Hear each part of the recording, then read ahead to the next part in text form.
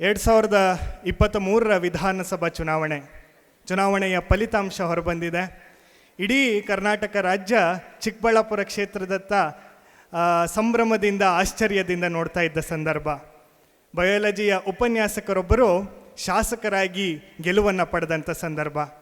ಪರಿಶ್ರಮದ ಮೂಲಕ ಎಂತಹ ಅದ್ಭುತ ಸಾಧನೆಯನ್ನು ಮಾಡಬಲ್ಲೆವು ಅನ್ನುವಂತಹ ಅದ್ಭುತವಾದಂಥ ಸಾಧಕ ಶ್ರೀಯುತ ಪ್ರದೀಪ್ ಈಶ್ವರ್ ಅವರು.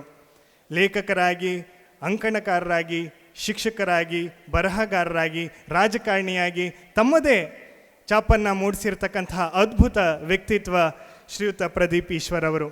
ಇವತ್ತಿನ ನಮ್ಮ ಈ ಸಡಗರದ ಕಾರ್ಯಕ್ರಮದಲ್ಲಿ ನಮ್ಮ ಸಂಭ್ರಮವನ್ನು ಮತ್ತಷ್ಟು ಹೆಚ್ಚಿಸಲು ಇವತ್ತು ನಮ್ಮೊಂದಿಗೆ ಪ್ರದೀಪ್ ಈಶ್ವರ್ ಅವರು ಇದ್ದಾರೆ. ನಾವೆಲ್ಲರೂ ಕೂಡ ಅವರ ಮಾತುಗಳಿಗಾಗಿ ಕಾಯ್ತಾ ಇದ್ದೇವೆ.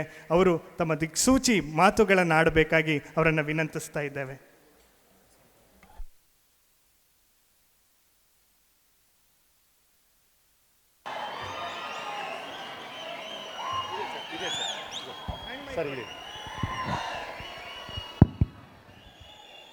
ಇನ್ನು 1 ಅವರ್ ಸಹಿಸ್ಕೋಬೇಕು ನೀವು. ನನ್ನ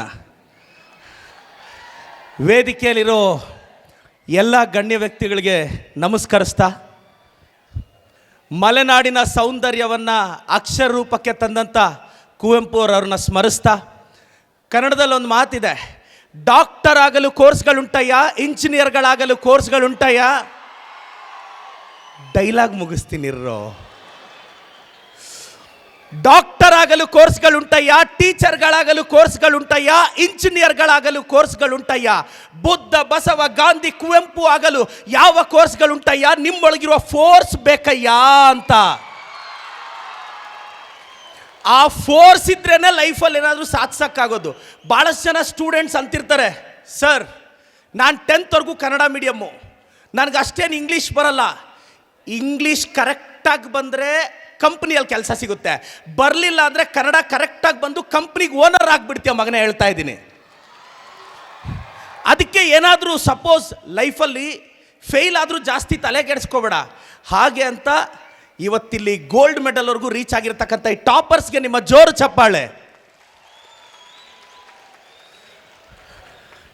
ಸುಮ್ಮನೆ ಗೆದ್ರೆ ವಿಕ್ಟರಿ, ಪಡಬಾರ್ದು, ಕಷ್ಟಪಟ್ಟು ಗೆದ್ರೆ ಅದು ಹಿಸ್ಟರಿ ಅಂತ.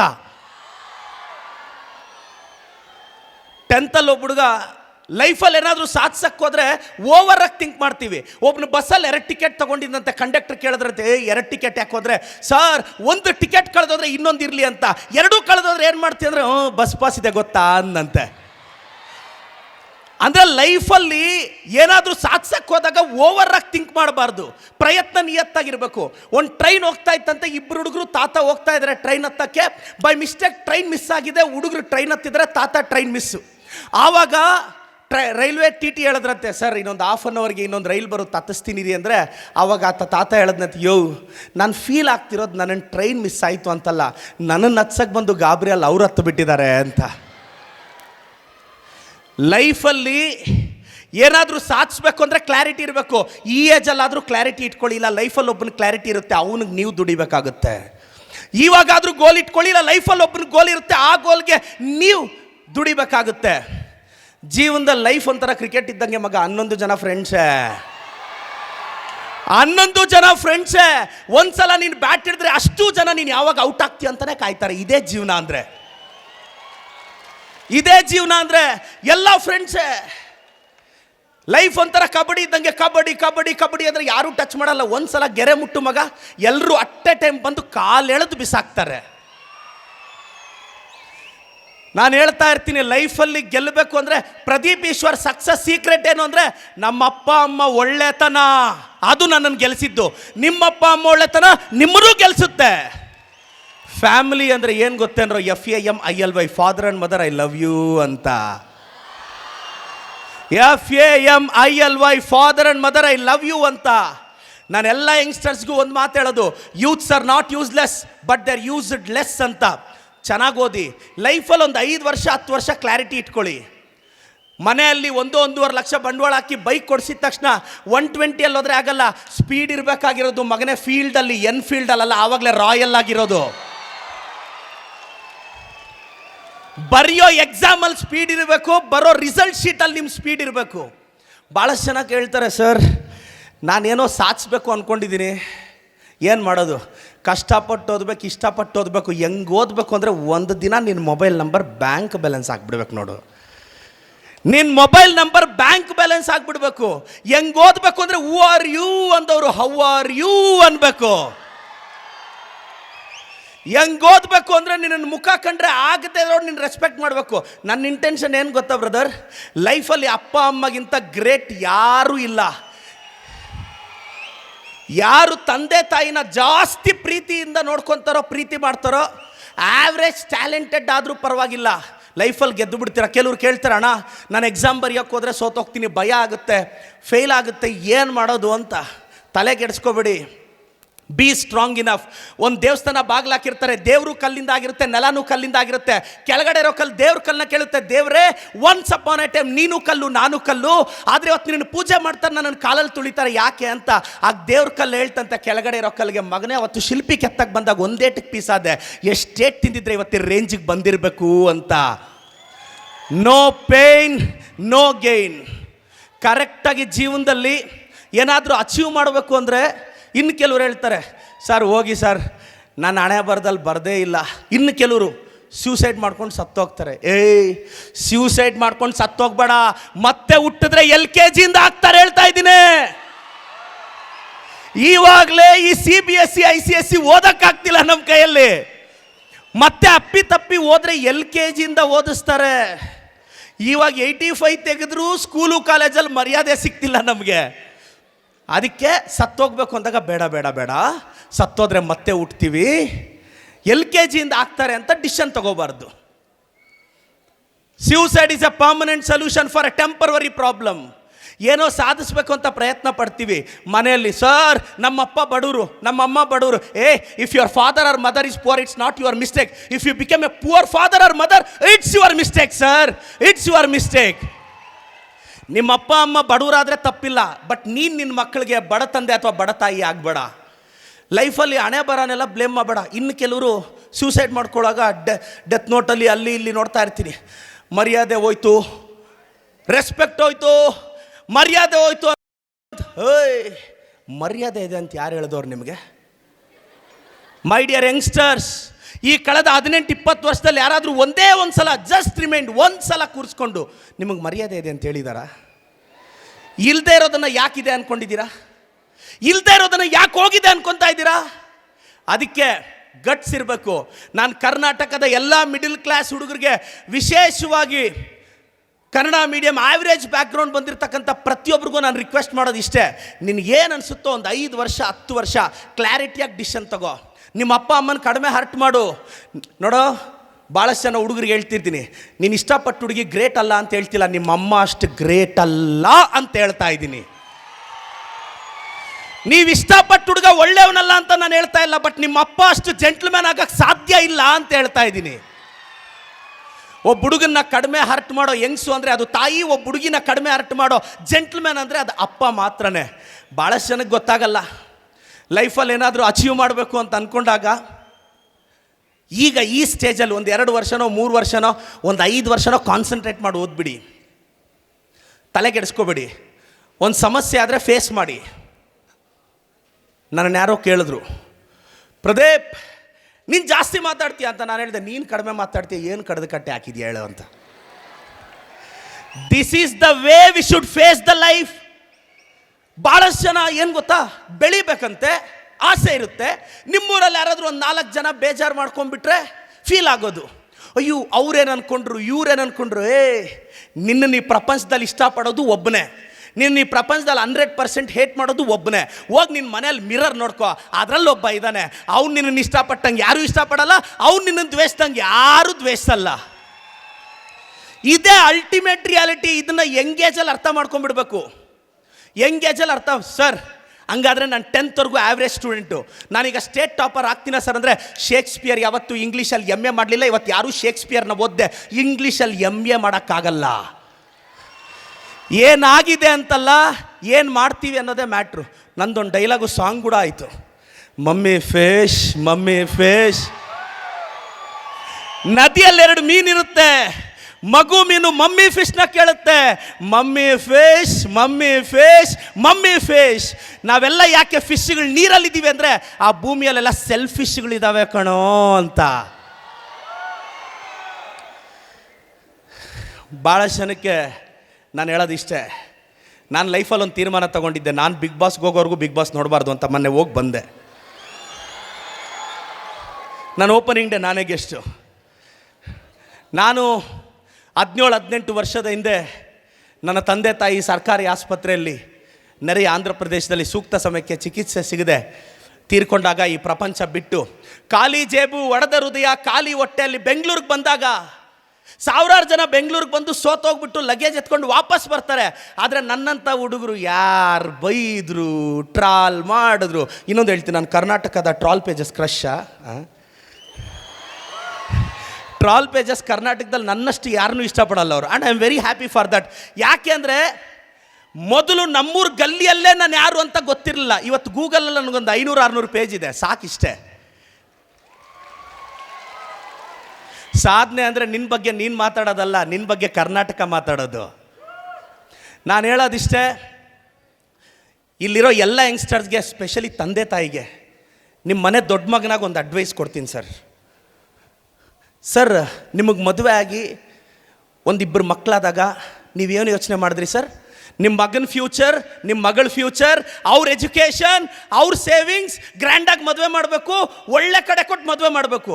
ಅಂದರೆ ನಿಮಗೆ ಮದುವೆ ಆದಮೇಲೆ ನಿಮಗೆ ನಿಮ್ಮ ಮಕ್ಕಳ ಬಗ್ಗೆ ಚಿಂತೆ, ನಿಮ್ಮ ಮಕ್ಕಳು ಅವ್ರ ಮಕ್ಕಳ ಬಗ್ಗೆ ಯೋಚನೆ ಮಾಡ್ತಾರೆ ಸರ್. ನಿಮ್ಮ ಬಗ್ಗೆ ಯಾಕೆ ಯೋಚನೆ ಮಾಡ್ತಾರೆ? ಇದೇ ನಿಜ ಸರ್. ನೀವೆಂಗೆ ನಿಮ್ಮ ಮಕ್ಕಳ ಬಗ್ಗೆ ಯೋಚನೆ ಮಾಡಿದ್ರು, ನಿಮ್ಮ ಮಕ್ಕಳು ಅವ್ರ ಮಕ್ಕಳ ಬಗ್ಗೆ ಯೋಚನೆ ಮಾಡ್ತಾರೆ. ಅದಕ್ಕೆ ಒಂದು ವಯಸ್ಸವರೆಗೂ ಬೆಳೆಸಿ ಒಳ್ಳೆ ಮನೆ ಕೊಟ್ಟು ಮದುವೆ ಮಾಡಿ, ಇಲ್ಲಾಂದರೆ ಅವ್ರು ಏನೋ ಮಾಡಿ ಆರಾಮಾಗಿ ನೆಮ್ಮದಿಯಾಗಿ ಇಟ್ಕೊಳ್ಳಿ. ಬಟ್ ಎಲ್ಲ ತಾಯಂದ್ರಿಗೂ ಹೇಳ್ತೀನಿ, ದಯವಿಟ್ಟು ದುಡುಕಿ ಅಕೌಂಟಲ್ಲಿರೋ ದುಡ್ಡೆಲ್ಲ ಮಕ್ಕಳಿಗೆ ಕೊಟ್ಟು ಬಿಡಬೇಡಿ. ಸ್ವಲ್ಪ ಎತ್ತಿಡ್ರಮ್ಮ ಪ್ಲೀಸ್. ಯಾವುದೋ ಒಂದು ವೀಕ್ ಮೂಮೆಂಟಲ್ಲಿ ಮಗಳಿಗೆ ಎಲ್ಲ ಕೊಟ್ಟುಬಿಟ್ಟು ಅವ್ರು ನನ್ನ ಚೆನ್ನಾಗಿ ನೋಡ್ಕೊತಾರೆ. ಇಲ್ಲ, ಮೊಮ್ಮಕ್ಕಳ ಮಾತು ಕೇಳಲ್ಲ, ಮಕ್ಕಳು ನಿಮ್ಮ ಮಾತನ್ನ ರೆಸ್ಪೆಕ್ಟ್ ಮಾಡಲ್ಲ. ಅದಕ್ಕೋಸ್ಕರ ಸ್ವಲ್ಪ ದುಡ್ಡು ನಿಮ್ಮ ಅಕೌಂಟಲ್ಲಿ ಇಟ್ಕೊಳ್ಳಿ. ಏನಿದು ಇಷ್ಟು ಹೇಳ್ತಾನೆ ಅಂತ ಅನ್ಕೋಬೇಡಿ. ವಿಧವೆ ಬಾಧೆ ಏನು ಅಂತ ಮುತ್ತೈದೆಗೆಲ್ಲ ಅರ್ಥ ಆಗುತ್ತೆ. ಅಪ್ಪ ಅಮ್ಮ ವ್ಯಾಲ್ಯೂ ಏನಂತ ಇಲ್ಲದೆ ಇರೋ ನನ್ನಂಥವನ್ನೇ ಕರೆಕ್ಟಾಗಿ ಹೇಳೋಕ್ಕೆ ಸಾಧ್ಯ. ನಾನು ಮನಸ್ಸಿಂದ ಮಾತಾಡ್ತಾ ಇದ್ದೀನಿ. ಇಲ್ಲಿರೋ ಎಲ್ಲ ಸ್ಟೂಡೆಂಟ್ಸು, ಸರ್ ಒಂದು ಸಮಸ್ಯೆ ಬಂದರೆ ಹೆಂಗೆ ಫೇಸ್ ಮಾಡ್ಬೇಕು ಸರ್? ಲಾಠಿ ತಗೊಂಡು ನಾಯಿ ನೋಡಿ, ನಾಯಿ ಲಾಠಿ ನೋಡಿ ಹೇಳ್ಕೊಳ್ಳುತ್ತೆ. ಅದೇ ಲಾಠಿ ತಗೊಂಡು ಸಿಂಹ ನೋಡಿ ಹೊಡೆದಿರೋನು ಹೇಳ್ಕೊಳ್ಳುತ್ತೆ. ಮಗನೇ, ಸಿಂಹಕ್ಕೆ ಹೊಡೆದಿರೋನು ಪ್ರಾಬ್ಲಮ್ಮು, ನಾಯಿಗೆ ಲಾಠಿ ಪ್ರಾಬ್ಲಮ್ಮು. ಯಾಕಿದು ಹೇಳ್ತಾ ಇದ್ದೀನಿ ಅಂದರೆ, ಏನಾದರೂ ಸಮಸ್ಯೆ ಬಂದಾಗ find the root cause of the problem. Problem is not at all a problem. If you think problem is a problem, then problem becomes problem. ಸಮಸ್ಯೆ ಬಂದಾಗ ಕೂಲಾಗಿರಬೇಕು. ಕೆಲವ್ರು ಹೇಳ್ತಾರೆ, ಏನು ಗೊತ್ತಾ ಸರ್, ನಮ್ಮೂರಲ್ಲಿ ನಾನು ಯಾರೂ ಕೇರ್ ಮಾಡ್ತಿಲ್ಲ ಸರ್, ನಮ್ಮ ಫ್ಯಾಮ್ಲಿಯಲ್ಲಿ ಯಾರೂ ರೆಸ್ಪೆಕ್ಟೇ ಮಾಡ್ತಿಲ್ಲ. ಅಪ್ಪ, ಒಂದು ಗ್ಲಾಸಲ್ಲಿ ಹುಳ ಬಿದ್ದರೆ ಏನು ಮಾಡ್ತೀಯಾ? ಗ್ಲಾಸಲ್ಲಿರೋ ನೀರು ಬಿಸಾಕ್ತೀಯಾ? ಅದೇ ಹುಳ ತುಪ್ಪದಲ್ಲಿ ಬಿದ್ದರೆ ಹುಳನ ಬಿಸಾಕ್ತೀಯೋ ನೀನು? ತುಪ್ಪದಲ್ಲಿ ಹುಳ ಬಿದ್ದರೆ ಯಾವತ್ತಾದ್ರೂ ತುಪ್ಪ ಬಿಸಾಕ್ತಾರ? ಯಾಕಂದರೆ ಬಿಸಾಕಕ್ಕಾಗದೇ ಇರೋಷ್ಟು ವ್ಯಾಲ್ಯೂ ಅದ್ರದ್ದು. ಅದಕ್ಕೆ ಸೊಸೈಟಿಯಲ್ಲಿ ನೀನು ಬಿಸಾಕಕ್ಕಾಗಬಾರ್ದು. ಆ ರೇಂಜಲ್ಲಿ ಬೆಳೆದು ನಿಂತ್ಕೊ ಹೇಳ್ತೀನಿ. ತುಂಬ ಜನ ಸ್ಟೂಡೆಂಟ್ಸ್ ಇದ್ದೀರಾ, ಬಿಲೀವ್ ಯುವರ್ ಸೆಲ್ಫ್. ಲೈಫಲ್ಲಿ ಯಾವುದಕ್ಕೂ ಅಂಜಬೇಡಿ. ಅಪ್ಪ ಅಮ್ಮ ಗಟ್ಟಿಯಾಗಿದ್ದಂಗೆ ನಾವು ಅವ್ರಿಗೆ ಥ್ಯಾಂಕ್ಸ್ ಹೇಳಬೇಕು. 4 ಜನ ನಿನಗೆ ಮರ್ಯಾದೆ ಕೊಡಬೇಕು ಅಂದರೆ ಚೆನ್ನಾಗಿ ಓದ್ಕೋಬೇಕು. ಓದ್ಕೊಂಡೆ ಹೆಸರು ಬರುತ್ತೆ, ಸ್ಟೇಟಸ್ ಬರುತ್ತೆ, ದುಡ್ಡು ಬರುತ್ತೆ. ಸರ್, ಲೈಫಲ್ಲಿ ಫಿಲಾಸಫಿ ಎಲ್ಲ ಮಾತಾಡಬೇಡಿ. ಸ್ಟೂಡೆಂಟ್ಸ್ ಒಂದು ಏಜಲ್ಲಿ, ಒಂದು 18-20 ಇಯರ್ಸ್ ಬಂದಾಗ ದುಡ್ಡು ಮುಖ್ಯ ಅಲ್ಲ. ಹೋಗು, ಈ ಫಂಕ್ಷನ್ ಆದಮೇಲೆ ಅಲ್ಲಿ ಹೋಟ್ಲಲ್ಲಿ ಹೋಗಿ ಒಂದು ಮಸಾಲೆ ದೋಸೆ ತಿಂದು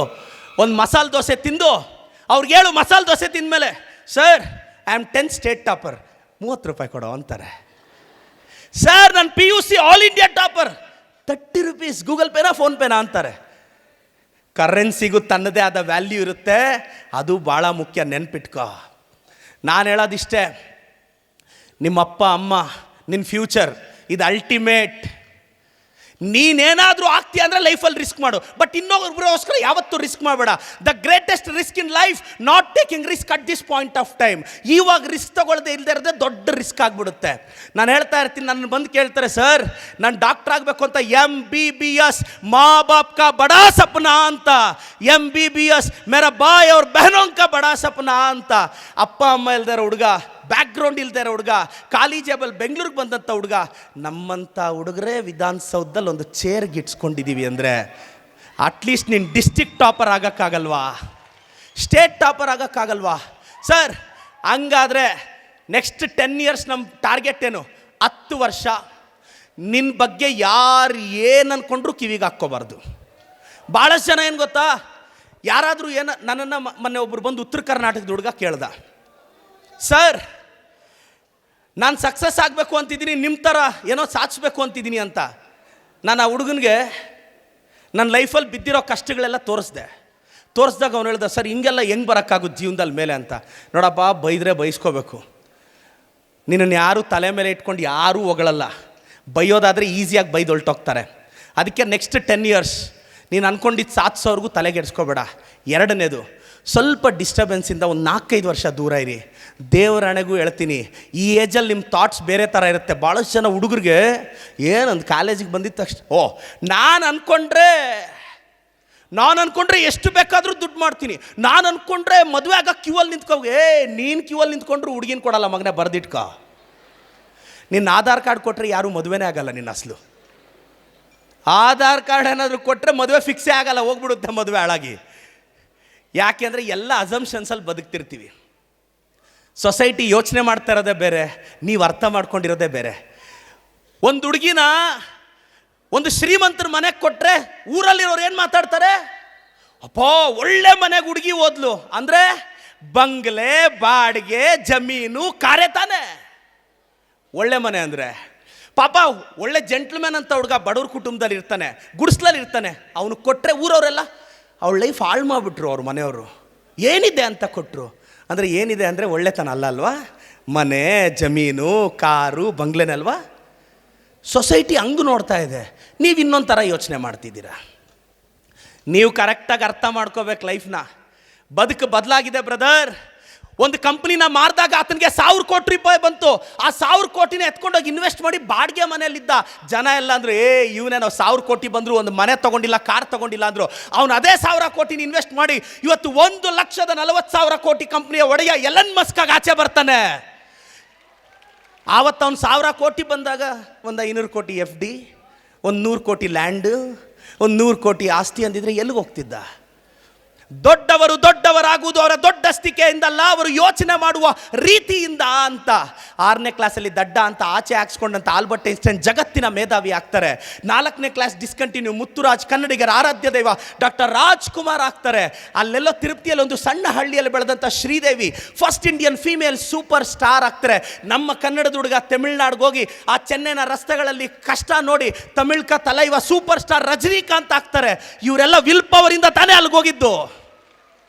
ಇವರೆಲ್ಲ ನನಗೆ ಬ್ಯಾಕ್ಗ್ರೌಂಡ್ ಇಲ್ಲ, ಆಸ್ತಿ ಇಲ್ಲ ಅಂದಿದ್ರೆ ನಾನೆಲ್ಲ ಪೇರೆಂಟ್ಸ್ಗೆ ಹೇಳ್ತೀನಿ, ಮಕ್ಕಳಿಗಾಗಿ ಆಸ್ತಿ ಮಾಡಬೇಡಿ, ಮಕ್ಕಳನ್ನೇ ಆಸ್ತಿಯನ್ನಾಗಿ ಮಾಡಿ ಅಂತ. ಲೈಫಲ್ಲಿ ನಿಮ್ಮ ಮಕ್ಕಳೇನಾದರೂ ಸಾಧಿಸ್ತಿ ಅಂದರೆ ಬಿಟ್ಬಿಡಿ, ಪ್ರಯತ್ನ ಪಡಲಿ. ಮತ್ತೆ ಇನ್ನು ಕೆಲವರು ಕೇಳ್ತಾರೆ, ಸರ್ ನಾನು ಫೇಲ್ ಆಗಿಬಿಟ್ಟೆ. ಕೆಲವರು ಒಂದೊಂದು ವರ್ಷ IAS ಹೋದವರೆಲ್ಲ 1 year ಎಕ್ಸ್ಟ್ರಾ ಓದ್ತಾರೆ. ನನ್ನನ್ನು ಕೇಳ್ತಾರೆ, ಸರ್ ನಾನು ಫೇಲ್ ಆಗಿಬಿಟ್ಟೆ ಅಂತ. ಬೇಗ ಓದಿ, ಬೇಗ ಪಾಸಾಗಿ, ಬೇಗ ಕೆಲಸಕ್ಕೆ ಹೋಗಿ, ಬೇಗ ಸತ್ತೋಗ್ಬೇಕೇನ್ರ? ಸ್ವಲ್ಪ ನಿಧಾನಕ್ಕೆ ಓದಿ. Have A patience. ನಾನೆಲ್ಲ ಯಂಗ್ಸ್ಟರ್ಸ್ಗೂ ಒಂದು ಹೇಳಕ್ಕೆ ಇಷ್ಟಪಡ್ತೀನಿ, ಲೈಫಲ್ಲಿ ಗೋಲ್ಡನ್ ಸೀಕ್ರೆಟ್ ಇಷ್ಟೇ. 1 2 3 ಒಂದ್ಸಲ ಕಿತ್ತಾಡ್ತವೆ, 9 ಕೋಪ ಬಂದು 8 ನೋಡಿಯುತ್ತೆ, 8 7 ನೋಡಿಯುತ್ತೆ, 7 6ನ್ನ, 5ನ್ನ, 5 4ನ್ನ, 4 3ನ್ನ, 3 2 ನೋಡಿಯುತ್ತೆ, 2 ಹೋಗಿ 1 ನೋಡಿಯುತ್ತೆ. ಈಗ 1 0 ನೋಡಿಬೇಕು, ಹೊಡಿಯಲ್ಲ, ಪಕ್ಕದಲ್ಲಿ ಕೂರಿಸ್ಕೊಂಡು 10 ಆಗುತ್ತೆ. ಇದೆಲ್ಲದಕ್ಕಿಂತ ದೊಡ್ಡದಾಗುತ್ತೆ. ಇನ್ನೊಬ್ಬರು ನೋಡಿಯೋದ್ರಿಂದ ಅಲ್ಲ, ಪಕ್ಕದಲ್ಲಿ ಕೂರಿಸ್ಕೊಳ್ಳೋದ್ರಿಂದ ನಾವು ದೊಡ್ಡವ್ರು ಆಗ್ತೀವಿ. ಲೈಫಲ್ಲಿ ಒಂದು ಕ್ಲಾರಿಟಿ ಇಟ್ಕೊಂಡು ಒಂದು 4-5 ವರ್ಷ, ನಾನು ಭಾಳಷ್ಟು ಜನ ಪೇರೆಂಟ್ಸ್ಗೆ ಹೇಳ್ತೀನಿ, ನೀವು ಹಾಲಲ್ಲಿ 10-15 ಸೌಂಡ್ ಇಟ್ಕೊಂಡು, ಜೋರಾಗಿ ಸೌಂಡ್ ಇಟ್ಕೊಂಡು ರೂಮಲ್ಲಿ ಮಗಳು ಓದ್ತಿದ್ರೆ ವಿಶ್ವೇಶ್ವರಯ್ಯ ಹೆಂಗೆ ಹೋದ್ರು ಗೊತ್ತಾ ಅಂತ ಎಕ್ಸಾಂಪಲ್ ಎಲ್ಲ ಕೊಡಬೇಡಿ. ಸಾಧ್ಯ ಆದರೆ ವಿಶ್ವೇಶ್ವರಯ್ಯನವ್ರ ಅಪ್ಪ ಅಮ್ಮ TV ನೋಡಿರಲಿಲ್ಲ, ಅದು ನೀವು ಅರ್ಥ ಮಾಡ್ಕೊಂಡು ಒಂದು 2 hour TV ಆಫ್ ಮಾಡಿ. ನೀವು ಜೋರಾಗಿ ಸೌಂಡ್ ಇಟ್ಕೊಂಡು ಯಾವುದ್ಯಾವುದೋ ನಾಳೆದು ಅಷ್ಟು ಈಸಿಯಾಗೆಲ್ಲ ಬದಲಾವಣೆ ಬರೋಲ್ಲ. ಹಾಲಲ್ಲಿ ಒಂದು 2 ತಾಸು TV ಆಫ್ ಮಾಡಿ. ನಿಮಗೆ ಕೆಲವು ಲಾಜಿಕ್ ಗೊತ್ತಿರಬೇಕು. ಕೆಲವು ಸರ್ಕಾರಿ ಶಾಲೆ ಟೀಚರ್ಸು, ಪ್ರೈವೇಟ್ ಸ್ಕೂಲ್ ಟೀಚರ್ಸ್ ಮಕ್ಕಳು ಸ್ಟೇಟ್ ಟಾಪರ್ಸ್ ಆಗ್ತಾರೆ. ಅವ್ರದ್ದೊಂದು ಅಭ್ಯಾಸ ಇರುತ್ತೆ, ಸಾಯಂಕಾಲ 1 or 2 hours ಅವರು ಮಾರನೇ ದಿನ ಕ್ಲಾಸಿಗೆ ಪ್ರಿಪೇರ್ ಆಗುವಾಗ ಟಿ ವಿ ಆಫ್ ಮಾಡ್ತಾ ಇರ್ತಾರೆ. ಸಿಂಪಲ್ ಸೀಕ್ರೆಟ್ ಇದು. ಆವಾಗ 2 hour ಹೆಂಗೂ ಟಿ ವಿ ಇರಲ್ಲ, ಮಗುನೂ ಹಾಲಲ್ಲಿ ಕೂತ್ಕೊಂಡು ಏನೋ ಬರೆದು ಹಂಗೆ ಗೆದ್ದುಬಿಟ್ಟಿರ್ತಾರೆ. ಇದೆಲ್ಲ ದೊಡ್ಡದೇನಿಲ್ಲ, ನಾವು ಹಾಲಲ್ಲಿ ಟಿ ವಿ ಹಾಕ್ಕೊಂಡು ಅಲ್ವಾ. ಮತ್ತೆ ನಿಮ್ಮ ಮಕ್ಕಳು ರಾತ್ರಿ 12-1 ಗಂಟೆವರೆಗೂ ರೂಮಲ್ಲಿ ಲೈಟ್ ಆನ್ ಮಾಡಿ ಓದ್ತಿದ್ರು, ಎಷ್ಟು ಕಷ್ಟಪಟ್ಟು ಓದ್ತಿದಾರೋ ಅಂತೆಲ್ಲ ಅನ್ಕೋಬೇಡಿ. ರೂಮಲ್ಲಿ ಲೈಟ್ ಆನ್ ಆಗಿದ್ರೆ ಓದ್ತಾರೆ ಅಂತಲ್ಲ. 10th ಸ್ಟ್ಯಾಂಡರ್ಡಲ್ಲಿ ಮಾರ್ಕ್ಸ್ ಕಡಿಮೆ ಬಂದರೂ ಪರವಾಗಿಲ್ಲ, PUCಯಲ್ಲಿ. ಇನ್ನು ಕೆಲವರು ಪಾಪ ಈ 10th ಸ್ಟ್ಯಾಂಡರ್ಡ್ವರೆಗೂ ಹುಡುಗಿರು ಅವ್ರ ಅಪ್ಪ ಅಮ್ಮ ಏನಾದರೂ 100 ರೂಪಾಯಿ 200 ರೂಪಾಯಿ ಬಚ್ಚಿಟ್ರೆ ಎತ್ಕೊಂಡು ತಿಂತಿದ್ರಂತೆ. 4 ತಿಂಗಳಾದರೂ ಯಾವ ಡಬ್ಬದಲ್ಲೂ ದುಡ್ಡು ಸಿಕ್ಕಿಲ್ಲ. ಒಬ್ಬ ಹುಡುಗ ಅವಾಗ ಅಮ್ಮನ ಕೇಳಿದಂತಮ್ಮ, 4 ತಿಂಗಳಿಂದ ಹುಡುಕ್ತಾ ಇದ್ದೀನಿ, ಯಾವ ಡಬ್ಬದಲ್ಲೂ ದುಡ್ಡು ಸಿಕ್ತಿಲ್ಲ, ನೀನು ದುಡ್ಡು ಎಲ್ಲೆತ್ತಿಡ್ತಾ ಇದೆ ಅಂದರೆ ನಮ್ಮ ಮನೆಯಲ್ಲಿ ನೀನು ಕರೆಕ್ಟಾಗಿ ನೋಡದೇ ಇರೋ ವಸ್ತು ಅಂದರೆ ನೀನು ಟೆಕ್ಸ್ಟ್ ಬುಕ್ಸ್ ಕಾಣೋ ಅಲ್ಲೇ ಬಚ್ಚಿಡ್ತಿದ್ದೆ ಅಂತ. ಏನಾದರೂ ಟೆಕ್ಸ್ಟ್ ಬುಕ್ಸಲ್ಲಿ, ಅದು ಫಿಸಿಕ್ಸು ಮ್ಯಾಥ್ಸಲ್ಲಿ ಏನಾದರೂ ನೀವಿಟ್ಟರೆ ದೇವರಾಣೆಗೂ ಹುಡುಕಲ್ಲ ನಿಮ್ಮ ಮಕ್ಕಳು. ಇವೆಲ್ಲ ಸೀಕ್ರೆಟ್ ಪ್ಲೇಸಸ್ಸು. ನಾಳೆ IT ಅವ್ರು ಬಂದರೂ ಹುಡುಕಲ್ಲ, ಯಾಕೆಂದರೆ ಅವ್ರಿಗೂ ಫಿಸಿಕ್ಸ್ ಕಷ್ಟ, ಅವ್ರಿಗೂ ಕಷ್ಟ ಫಿಸಿಕ್ಸು. ಜನರಲಾಗಿ ಕೆಲವರು ನೋಡಿ, ಏನಾದರೂ ಮಾಡಿ ಭಯ ಬೀಳಬೇಡಿ. ನಿಮಗೆ ಕಷ್ಟ ಅಂದರೆ 4 ಕಲ್ಲು ಎಕ್ಸ್ಟ್ರಾ ಹಾಕಿ ತುಳಿದಾಕುತ್ತೆ ಸಮಾಜ. ಇಲ್ಲಿ ಸಿಂಪತಿಗೆಲ್ಲ ಜಾಗ ಇರಲ್ಲ. ಸರ್ವೈವಲ್ ಆಫ್ ದ ಫಿಟ್ಟೆಸ್ಟ್ ಅಲ್ಲ, ನಮ್ಮಂತ ಅವ್ರ ಫೀಲ್ಡ್ಗೆ ಬಂದಿರೋದು ಸರ್ವೈವಲ್ ಫಾರ್ ದ ವೀಕೆಸ್ಟ್ಗೋಸ್ಕರ. Survival of the fittest, capacity ಇರೋನೇ ಉಳ್ಕೊತಾನೆ. ಆದರೆ ನೀವು ಒಳ್ಳೇದಾದರೆ ನಾಳೆ ನಿಮ್ಮದೊಂದು ಫ್ಯಾಮಿಲಿ ಸೆಟ್ಲ್ ಆಗುತ್ತೆ, ಎಮರ್ಜ್ ಆಗುತ್ತೆ. ನಾನೊಬ್ಬ ಆ್ಯಾವ್ರೇಜ್ ಅಕಾಡೆಮಿಕ್ ಹುಡುಗ, ಟ್ಯಾಲೆಂಟ್ ಇಲ್ಲ, ಹಾರ್ಡ್ ವರ್ಕ್ ಇಲ್ಲ, ಬ್ಯಾಕ್ಗ್ರೌಂಡ್ ಇಲ್ಲ, ನಮ್ಮ ಅಪ್ಪ ಅಮ್ಮ ಆಗರ್ಭ ಶ್ರೀಮಂತರಲ್ಲ. ಬೆಂಗಳೂರಿಗೆ ಬಂದು ಒಂದು ಅಕಾಡೆಮಿ ಕಟ್ಟೆ, ಮೋರ್ ದೆನ್ 500 ಜನಕ್ಕೆ ಕೆಲಸ ಕೊಟ್ಟಿದ್ದೀನಿ. 1 ತಿಂಗಳ ಮುಂಚೆ ಪಾಠ ಮಾಡ್ತಿದ್ದೆ, ಟಿಕೆಟ್ ಸಿಕ್ತು, ಓದೆ, ಧೈರ್ಯವಾಗಿ ಫಿಯರ್ಲೆಸ್ ಆಗಿ ಎಲೆಕ್ಷನ್ಗೆ ನಿಂತ್ಕೊಂಡೆ, ಗೆದ್ದು ಬಿಟ್ಟೆ.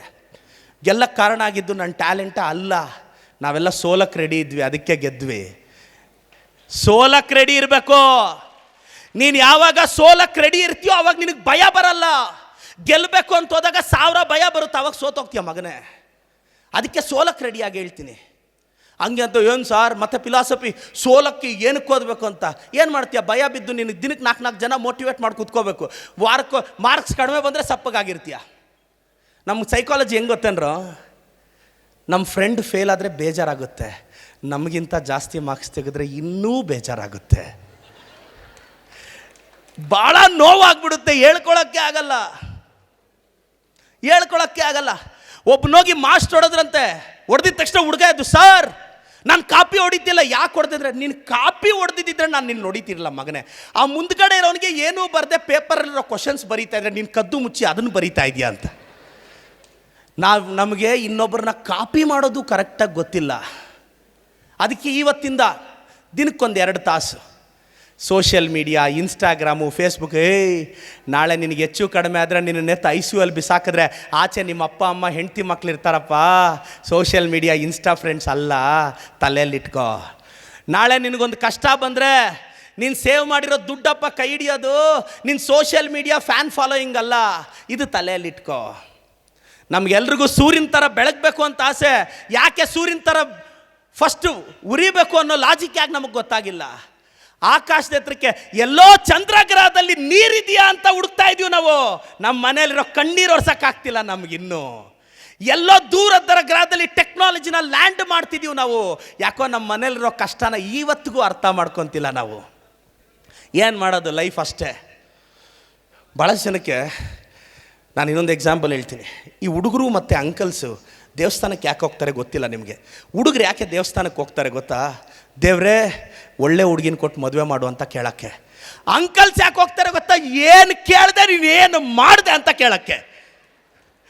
ನಾನು ಕೇಳಿದ್ದೇನು ನೀನು ಮಾಡಿದ್ದೇನು ಅಂತ ದೇವ್ರನ್ನ ಕೇಳೋಕ್ಕೆ. ಯಾಕಿದು ಎಕ್ಸಾಂಪಲ್ ಹೇಳ್ತೀನಿ ಅಂದರೆ, ದೇವ್ರ ಮುಂದೆ ನಮ್ಮ ಭಕ್ತಿ ಜೊತೆ ಅಂದರೆ ನಾವು ಲೈಫಲ್ಲಿ ಏನು ಅನ್ಕೊತೀವೋ ನಾನು ಎಲ್ರಿಗೂ ಹೇಳೋಕ್ಕೆ ಇಷ್ಟಪಡ್ತೀನಿ. ಈ ಸಂದರ್ಭದಲ್ಲಿ ನನ್ನ ತಾಯಿ ಮಂಜುಳಾನ ಸ್ಮರಿಸ್ತೀನಿ. ಆಕೆ ಹೆಸರಲ್ಲಿ ಕೆಲವೇ ವರ್ಷಗಳಲ್ಲಿ ಕರ್ನಾಟಕದಲ್ಲಿ ಒಂದು ಮೆಡಿಕಲ್ ಕಾಲೇಜ್ ಓಪನ್ ಮಾಡ್ತಿದ್ದೀನಿ.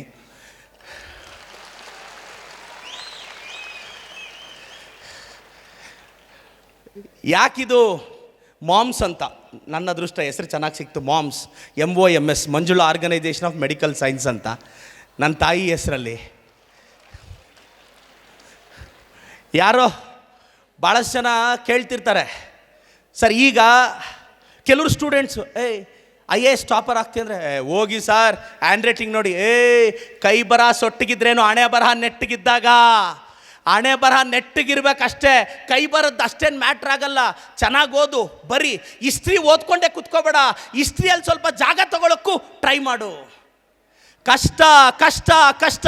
ತುಂಬ ಚೆನ್ನಾಗಿ ಬೆಳೆದಂಥ ಹುಡುಗನಿಗೆ ಟಿ ವಿ ನೋಡುವಾಗ ಕರೆಂಟ್ ಹೋದರೆ ಅದೇ ದೊಡ್ಡ ಕಷ್ಟ, ರಿಮೋಟ್ ಎತ್ತು ಬಿಸಾಕ್ತಾನೆ.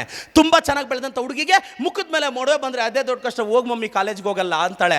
90% ಬರೋ ಮಗ 60% ಬಂದ ಅಂದರೆ ಬೆಳೆದು ನಿಂತಿರೋ ಅವ್ರ ಅಪ್ಪನಿಗೆ ಅದೇ ದೊಡ್ಡ ಕಷ್ಟ. ಇನ್ ಟೈಮ್ಗೆ ಬಾಯ್ ಫ್ರೆಂಡ್ ಮೆಸೇಜ್ ಬರಲ್ಲ ಅಂದರೆ ಬೆಳೆದು ನಿಂತಿರೋ ಯುವತಿಗೆ ಅದೇ ದೊಡ್ಡ ಕಷ್ಟ. ಇಷ್ಟಪಟ್ಟು ಹುಡುಗಿ ಮತ್ತೊಬ್ಬನ ಜೊತೆ ಸಲಿಗೆಯಿಂದ ಮಾತಾಡಿದ್ರೆ ಬೆಳೆದು ನಿಂತಿರೋ ಹುಡುಗರಿಗೆ ಅದೇ ದೊಡ್ಡ ಕಷ್ಟ. ಮಗ ಒಂದು ಅರ್ಥ ಮಾಡ್ಕೋ, ತುಂಬ ಚೆನ್ನಾಗಿ ಬೆಳೆದಂಥ ಹುಡುಗನಿಗೆ ಟಿ ವಿ ನೋಡುವಾಗ ಕರೆಂಟ್ ಹೋಯ್ತು ಅಂತ ರಿಮೋಟ್ ಬಿಸಾಕ್ತಾನೆ ನೋಡಿ, ಅವ್ನಿಗೆ ಒಂದೇ ಒಂದ್ಸಲ ಕರೆಂಟ್ ಕಂಬ ಹತ್ತಿ ಶಾಕ್ ತಿಂದು ಸತ್ತೋಗಿರೋ ಲೈನ್ ಮ್ಯಾನ್ ಮಗನ ಕಷ್ಟ ತೋರಿಸಿ, ಮಗನೇ ಅವನದು ಕಷ್ಟ ನಿಂದಲ್ಲ ಅಂತ ಮುಖದ ಮೇಲೆ ಫ್ಲೋ ಕಂಟಿನ್ಯೂ ಮಾಡಿಬಿಡ್ತೀನಿ. ಮತ್ತೆ ಕಟ್ಟಾದರೆ ಫ್ಲೋ ಹೊಲ್ಟೋಗುತ್ತೆ. ಮುಖದ ಮೇಲೆ ಮೊಡವೆ ಬಂತು ಅಂತ ಬೇಜಾರು ಬೀಳೋ ಹುಡುಗಿಗೆ ಆ್ಯಸಿಡ್ ಹಾಕ್ಸ್ಕೊಂಡು ಹಳ್ಳಿಗಳ ಕಡೆ ಆ್ಯಸಿಡ್ ಹಾಕ್ಸ್ಕೊಂಡು 4 ಗೋಡೆಗಳ ಮಧ್ಯೆ ನರಳ್ತಿರೋ ನತದೃಷ್ಟ ಬದುಕು ತೋರಿಸಿ ಅವಳ್ದಮ್ಮ ಕಷ್ಟ ನಿಂದಲ್ಲ ಅಂತ. 90% ಬರೋ ಮಗ 60% ಬಂದಂಥ ಬಾಯಿ ಬಡ್ಕೊಳ್ಳೋ ಅಪ್ಪನಿಗೆ ಮಾನಸಿಕ ಅಸ್ವಸ್ಥ ಹುಡುಗನ ತಂದೆಯ ಸ್ಥಾನ ತೋರ್ತಿ, ಸರ್ ಅವ್ರದ್ದು ಸರ್ ಕಷ್ಟ ಅಂತ. ಇನ್ ಟೈಮ್ಗೆ ಬಾಯ್ ಫ್ರೆಂಡ್ ಮೆಸೇಜ್ ಬರಲ್ಲ ಅಂತ ಬೇಜಾರು ಬೀಳೋ ಹುಡುಗಿಗೆ ಅಪ್ಪ ಅಮ್ಮನ ಕಳ್ಕೊಂಡು ತಂಗಳನ್ನ ತಿಂದು ಔಟ್ಡೇಟೆಡ್ ಬುಕ್ಸ್ ಓದಿ ರ್ಯಾಂಕ್ ಬರೋ ಸ್ಲಮ್ ಹುಡುಗಿಯ ಕತೆ ತೋರಿಸಿ, ಇಷ್ಟಪಟ್ಟು ಹುಡುಗಿ ಮತ್ತೊಬ್ಬನ ಜೊತೆ ಸಲಿಗೆಯಿಂದ ಮಾತಾಡಿದ್ಲು ಅಂತಲೇ ಡಿಪ್ರೆಸ್ ಆಗೋ ಹುಡುಗರಿಗೆ ಲೈಫಲ್ಲಿ ಎಲ್ಲ ಕಳ್ಕೊಂಡು ವಿಧಾನಸೌಧದಲ್ಲಿ ಕೂತಿರೋ ನನ್ನಂತವನ್ನು ತೋರಿಸ್ಬೇಕ್ರೋ. ನನ್ನ ಮೊನ್ನೆ ಬಿಗ್ ಬಾಸ್ಗೆ ಹೋಗಿದ ತಕ್ಷಣ ನೆಕ್ಸ್ಟ್ ಡೇ ಎಲ್ಲ TV ಚಾನಲ್ಸ್ ಅವರು ಕೇಳಿದ್ರು, ಬಿಗ್ ಬಾಸ್ಗೆ ಯಾಕೆ ಹೋದೆ ನೀನು ಅಂತ. ನಾನು ಹೋಗ್ಲಿಲ್ಲ, ಅವ್ರು ಕರೆದ್ರು ಅಂತ ಹೇಳಿದೆ. ನಿನ್ನ ಕರೀತಾರ ಬಿಗ್ ಬಾಸ್ಗೆ? ಇಲ್ವೇ? ಬಿಗ್ ಬಾಸ್ ಕರಿಬೇಕು ಅಂದರೂ TRP ಇರಬೇಕು. ನನ್ನನ್ನು ಅವ್ರು ಕರೆದಿದ್ದಕ್ಕೆ ಹೋಗಿದ್ದು, ನಾನು ಹೋಗಲಿಲ್ಲ. 4 ತಿಂಗಳಿಂದ ಕನ್ವಿನ್ಸ್ ಮಾಡಿದ್ರು ನನ್ನ. 100 ಡೇಸ್ ಇರಬೇಕು, ಬರಲ್ಲ. 15 ಡೇಸ್ ಇರಬೇಕು, ಬರಲ್ಲ. ಕಡೆಗೂ 1 ಡೇ ಆದರೂ ಬಂದೋಗಿ ಅಂದರು. 1 ಡೇ ಬಂದೋದೆ, ಹೋದೆ, ಚೆನ್ನಾಗಿ ಬಂತು. ಭಾಳಷ್ಟು ಜನ ಬಿಗ್ ಬಾಸಿಂದ ಒಂದು ಹೊಸ ಆಡಿಯನ್ಸ್ನು ತಲುಪಕ್ಕಾಯ್ತು. ನಾನು ಭಾಳಷ್ಟು ಜನಕ್ಕೆ ಕೇಳೋದಿಷ್ಟೇ, ಲೈಫಲ್ಲಿ ಎಲ್ಲ ಸಿಗುತ್ತೆ, ತಲೆಗೆಡಿಸ್ಕೋಬೇಡಿ, ಓದಬೇಕು. ಎಲ್ಲ ನನಗೆ ನನ್ನ ಫ್ಯಾಮ್ಲಿ ದೊಡ್ಡದು, ನಮ್ಮ ಮನೆಯಲ್ಲಿ ಎಷ್ಟು ಗೊತ್ತಾ, ನಮ್ಮ ದೊಡ್ಡಪ್ಪ ಚಿಕ್ಕಪ್ಪ, ನಾಳೆ ನಿಮ್ಮ ಅಪ್ಪಗೆ ಏನಾದರೂ ಸಮಸ್ಯೆ ಆಗಿ ಒಂದು 4-5 ಲಕ್ಷ ಹಾಸ್ಪಿಟ್ಲ್ ಬಿಲ್ ಆದರೆ ಒಂದು 10 ಜನ ನೆಂಟ್ರಿಗೆ ಫೋನ್ ಹಾಕೋ, ಅಯ್ಯೋ ನೆನ್ನೆ ಕೇಳಬಾರ್ದ ಅಕೌಂಟ್ಗೆ ಹಾಕ್ಬಿಟ್ಟೆ ಅಂತಾರೆ. ಬೆಳಿಗ್ಗೆ ಹೇಳಬಾರ್ದ ಯಾರಿಗೋ ಕೊಟ್ಟುಬಿಟ್ಟೆ ಅಂತಾರೆ. ಮನಸ್ಫೂರ್ತಿಯಾಗಿ ಯಾರು ಬಂದು ಆಯ್ತಪ್ಪ ನಿಮ್ಮ ಅಪ್ಪ ಅಮ್ಮನ ಚೆನ್ನಾಗಿ ನೋಡ್ಕೊಂಡು ಬಂದು 4-5 ಲಕ್ಷ ಕೊಡು ಅಂತ ಯಾರು ಮನಸ್ಫೂರ್ತಿಯಾಗಿ ಸಪೋರ್ಟ್ ಮಾಡಲ್ಲ. ದುಡ್ಡು ವಿಚಾರ ಬಂದಾಗ ನಿನಗೆ ಯಾರು ನೆಂಟ್ರೇ ಇರಲ್ಲ. Success as many fathers but failure is an orphan. ಈ ಏಜಲ್ಲಿ ಅರ್ಥ ಮಾಡ್ಕೋ. ಯಾವುದೋ ಒಂದು ಫಂಕ್ಷನಲ್ಲೋ ಕಾರ್ಯಕ್ರಮದಲ್ಲೋ ಹೊಟ್ಟೆ ತುಂಬ ಊಟ ಮಾಡಿ ಥ್ಯಾಂಕ್ಸ್ ಹೇಳಿ ಒಂದು ಸೆಲ್ಫಿ ತೊಗೊಂಡು ಗ್ರೂಪ್ಗೆ ಹಾಕ್ಕೊಂಡು ಫ್ಯಾಮಿಲಿ ಗೆಟ್ ಟುಗೆದರ್ ಅಂತ ಹಾಕ್ಕೊಳ್ಳೋದ್ರು ಬಿಟ್ಟರೆ ಅದ್ರ ಆಚೆ ಯಾರ ಕಷ್ಟಕ್ಕೆ ಯಾರೂ ಆಗಲ್ಲ. ಈ ಏಜಲ್ಲಿ ಅರ್ಥ ಮಾಡ್ಕೋ. ಇದೇ ನಿಮ್ಮ ಅಪ್ಪ ಅಮ್ಮ ನಿನಗೆ ಹೇಳ್ತಾ ಇರೋದು, ಬಟ್ ಅವ್ರು ಕಮ್ಯುನಿಕೇಟ್ ಮಾಡೋಕ್ಕೆ ಬರ್ತಿಲ್ಲ ಜೀವನ ಅಂದರೆ ಇದು ಅಂತ. ಅದಕ್ಕೆ ಅವ್ರು ಸಿಂಪಲಾಗಿ ಹೇಳ್ತಾರೆ, ನಾವು ಹೆಂಗೂ ಸಾಧಿಸ್ಲಿಲ್ಲ ನೀನು ಸಾಧಿಸು ಅಂತ. ಅದರಲ್ಲಿರೋ ಅರ್ಥ ಅದು. ಲೈಫಲ್ಲಿ ತುಂಬ ಜನ ಕೇಳ್ತಾರೆ, ಸರ್ ನನಗೆ ಮೋಸ ಮಾಡಿಬಿಟ್ರು ಅಂತ. ನೀನು ಮೈ ಮರ್ತರೆ ತನ್ನ ಪಕ್ಕದಲ್ಲಿರೋರು ಕಳ್ಳ ಆಗೋದು, ನೀನು ಯಾಕೋ ಮೈ ಮರ್ತೆ? ನೀನು ಮೋಸ ಹೋದರೆ ತಾನೇ ಇನ್ನೊಬ್ರು ಮೋಸ ಮಾಡೋದು. ಅದಕ್ಕೆ ಒಂದು ನೆನ್ಪಿಟ್ಕೋ, 70, 75, 80 ವರ್ಷ ಆದಮೇಲೆ ಲೈಫಲ್ಲಿ ಏನು ನೀನೀಗ ಅಂದ್ಕೊಂಡಾಗ ತುಂಬ ಜನ ಯಂಗ್ಸ್ಟರ್ಸ್ ಇದ್ದೀರಾ, ಈ ದೇಶದ ಆಸ್ತಿ ನೀವು. ನಮಗಿವತ್ತು ತೀರ್ಥಹಳ್ಳಿ, ನಾವು ಪಠ್ಯಪುಸ್ತಕದಲ್ಲಿ ಓದ್ತಾ ಇದ್ರೆ ಕುವೆಂಪುರ ಬಗ್ಗೆ ಓದ್ತಿದ್ರೆ ಅಂತ ಮಹನೀಯ ಹುಟ್ಟಿರೋ ಜಿಲ್ಲೆ ಇದು. ಖಂಡಿತವಾಗ ಅಂತ ಮಹನೀಯನಿಗೆ ಒಂದು ಜೋರು ಚಪ್ಪಾಳೆ. ಕರ್ನಾಟಕಕ್ಕೆ ನಮ್ಮ ಚಿಕ್ಕ ವಯಸ್ಸಲ್ಲೇ ನಮ್ಗೆ ಎಷ್ಟೋ ಜಿಲ್ಲೆಗಳ ಹೆಸರು ಕಲಿಯೋಕ್ಕೆ ಲೇಟ್ ಆಗಿದ್ರು. ಶಿವಮೊಗ್ಗ ಅನ್ನೋ ಜಿಲ್ಲೆ, ತೀರ್ಥಹಳ್ಳಿ ತಾಲೂಕು, ಹಿಂಗೆಲ್ಲ ಅವರು ಓದ್ತಾ ಇದ್ರೆ ನಮ್ಗೆ ಈಗಲೂ ಅದು ಅಚ್ಚೊಡ್ದೋಗಿದೆ. ಅಂತ ಒಬ್ಬ ವ್ಯಕ್ತಿ ಈ ಜಿಲ್ಲೆ ಹೆಸರನ್ನ ರಾರಾಜಿಸಿದ್ರು. ಅಂಥ ಮಹನೀಯ ಓಡಾಡಿರೋ ಲ್ಯಾಂಡಲ್ಲಿ ನಾವೆಲ್ಲರೂ ಇದ್ದೀವಿ. ಚೆನ್ನಾಗಿ ಓದಿ. ಮತ್ತು ಇನ್ನೂ ಕೆಲವರು ಸ್ಟೂಡೆಂಟ್ಸ್ ಕೇಳ್ತಾ ಇರ್ತಾರೆ, ಬೋರ್ ಆಗ್ತಿದೆಯಾ ಮಾತಾಡಲಾ? ಹಾಂ, ಮಾತು ಜೀವನ ಕಟ್ಕೊಟ್ಟಿದೆ. ನಾನು ಫಸ್ಟ್ ಹೋಗಿದ ತಕ್ಷಣವೇ ಅಸೆಂಬ್ಲಿಯಲ್ಲಿ ರೈಸ್ ಮಾಡಿದ ಕ್ವಶನ್ನು, ಈಗ ನಾನು ಮಾನ್ಯ ಮುಖ್ಯಮಂತ್ರಿಗಳಿಗೆ ಸಲ್ಲಿಸಿದ ರಿಕ್ವೆಸ್ಟು, ಅಪ್ಪ ಅಮ್ಮ ಇಲ್ಲದೆ ಇರೋ ಮಕ್ಕಳು ಯಾರೆಲ್ಲ MBBS ಸೀಟು ಇಂಜಿನಿಯರಿಂಗ್ ಸೀಟ್ ತಗೊತಾರೋ ಅವರ ಶಿಕ್ಷಣನ ಕಂಪ್ಲೀಟ್ ಸರ್ಕಾರನೇ ಭರಿಸಬೇಕು ಅಂತ ಮಾನ್ಯ ಮುಖ್ಯಮಂತ್ರಿಗಳಿಗೆ ಈಗಾಗಲೇ ಮನವಿ ಸಲ್ಲಿಸಿದ್ದೀನಿ ನಾನು. ಯಾಕೆಂದರೆ ಅಪ್ಪ ಅಮ್ಮ ಇಲ್ದಾರ ಹುಡುಗರು ಲೈಫ್ ಭಾಳ ಕಷ್ಟ. ಲೈಫಲ್ಲಿ ಸ್ವಲ್ಪ ಯಾಮಾರಿದ್ರೆ ಎಲ್ಲೋ ಫ್ಯಾಕ್ಟ್ರಿಗಳಲ್ಲಿ ಕೆಲಸ ಮಾಡಿಕೊಂಡು ಹಳ್ಳಿಗಳಲ್ಲಿ ತೋಟಕ್ಕೆ ನೀರು ಕಟ್ಕೊಂಡು ಇಲ್ಲ ಡ್ರೈವರ್ಗಳಾಗಿ ಕಳೆದೋಗ್ಬೇಕಾಗತ್ತೆ. ಆದರೆ ತುಂಬ ಧೈರ್ಯ ಇರಲ್ಲ. ಎಲ್ಲರೂ ಪ್ರದೀಪ್ ಈಶ್ವರ್ ಥರ ಗಟ್ಟಿಯಾಗಿರ್ಬೇಕಲ್ಲ, ಚಪ್ಪಾಳೆ ಹೊಡಿಬೇಕಲ್ಲ.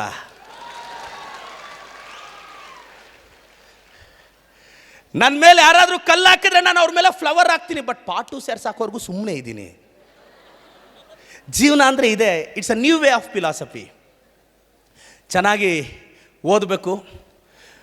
ಒಂದು ಎಕ್ಸಾಂಪಲ್ ಇದೆ ಸರ್, ಇಲ್ಲಿರೋ ಎಲ್ಲ ಹೆಣ್ಮಕ್ಳು ತಂದೆ ತಾಯಿ ವ್ಯಾಲ್ಯೂ ಅರ್ಥ ಮಾಡ್ಕೊಂಡ್ಬಿಟ್ಬಿಡಿ. ಒಂದು ನದಿ ದಾಟ್ತಾ ಇರ್ತಾರೆ, ಅಪ್ಪ ಅಮ್ಮ ಇಬ್ಬರು ಕೈ ಇಟ್ಕೊಂಡು ಹೋಗ್ತಾ ಇರ್ತಾರೆ.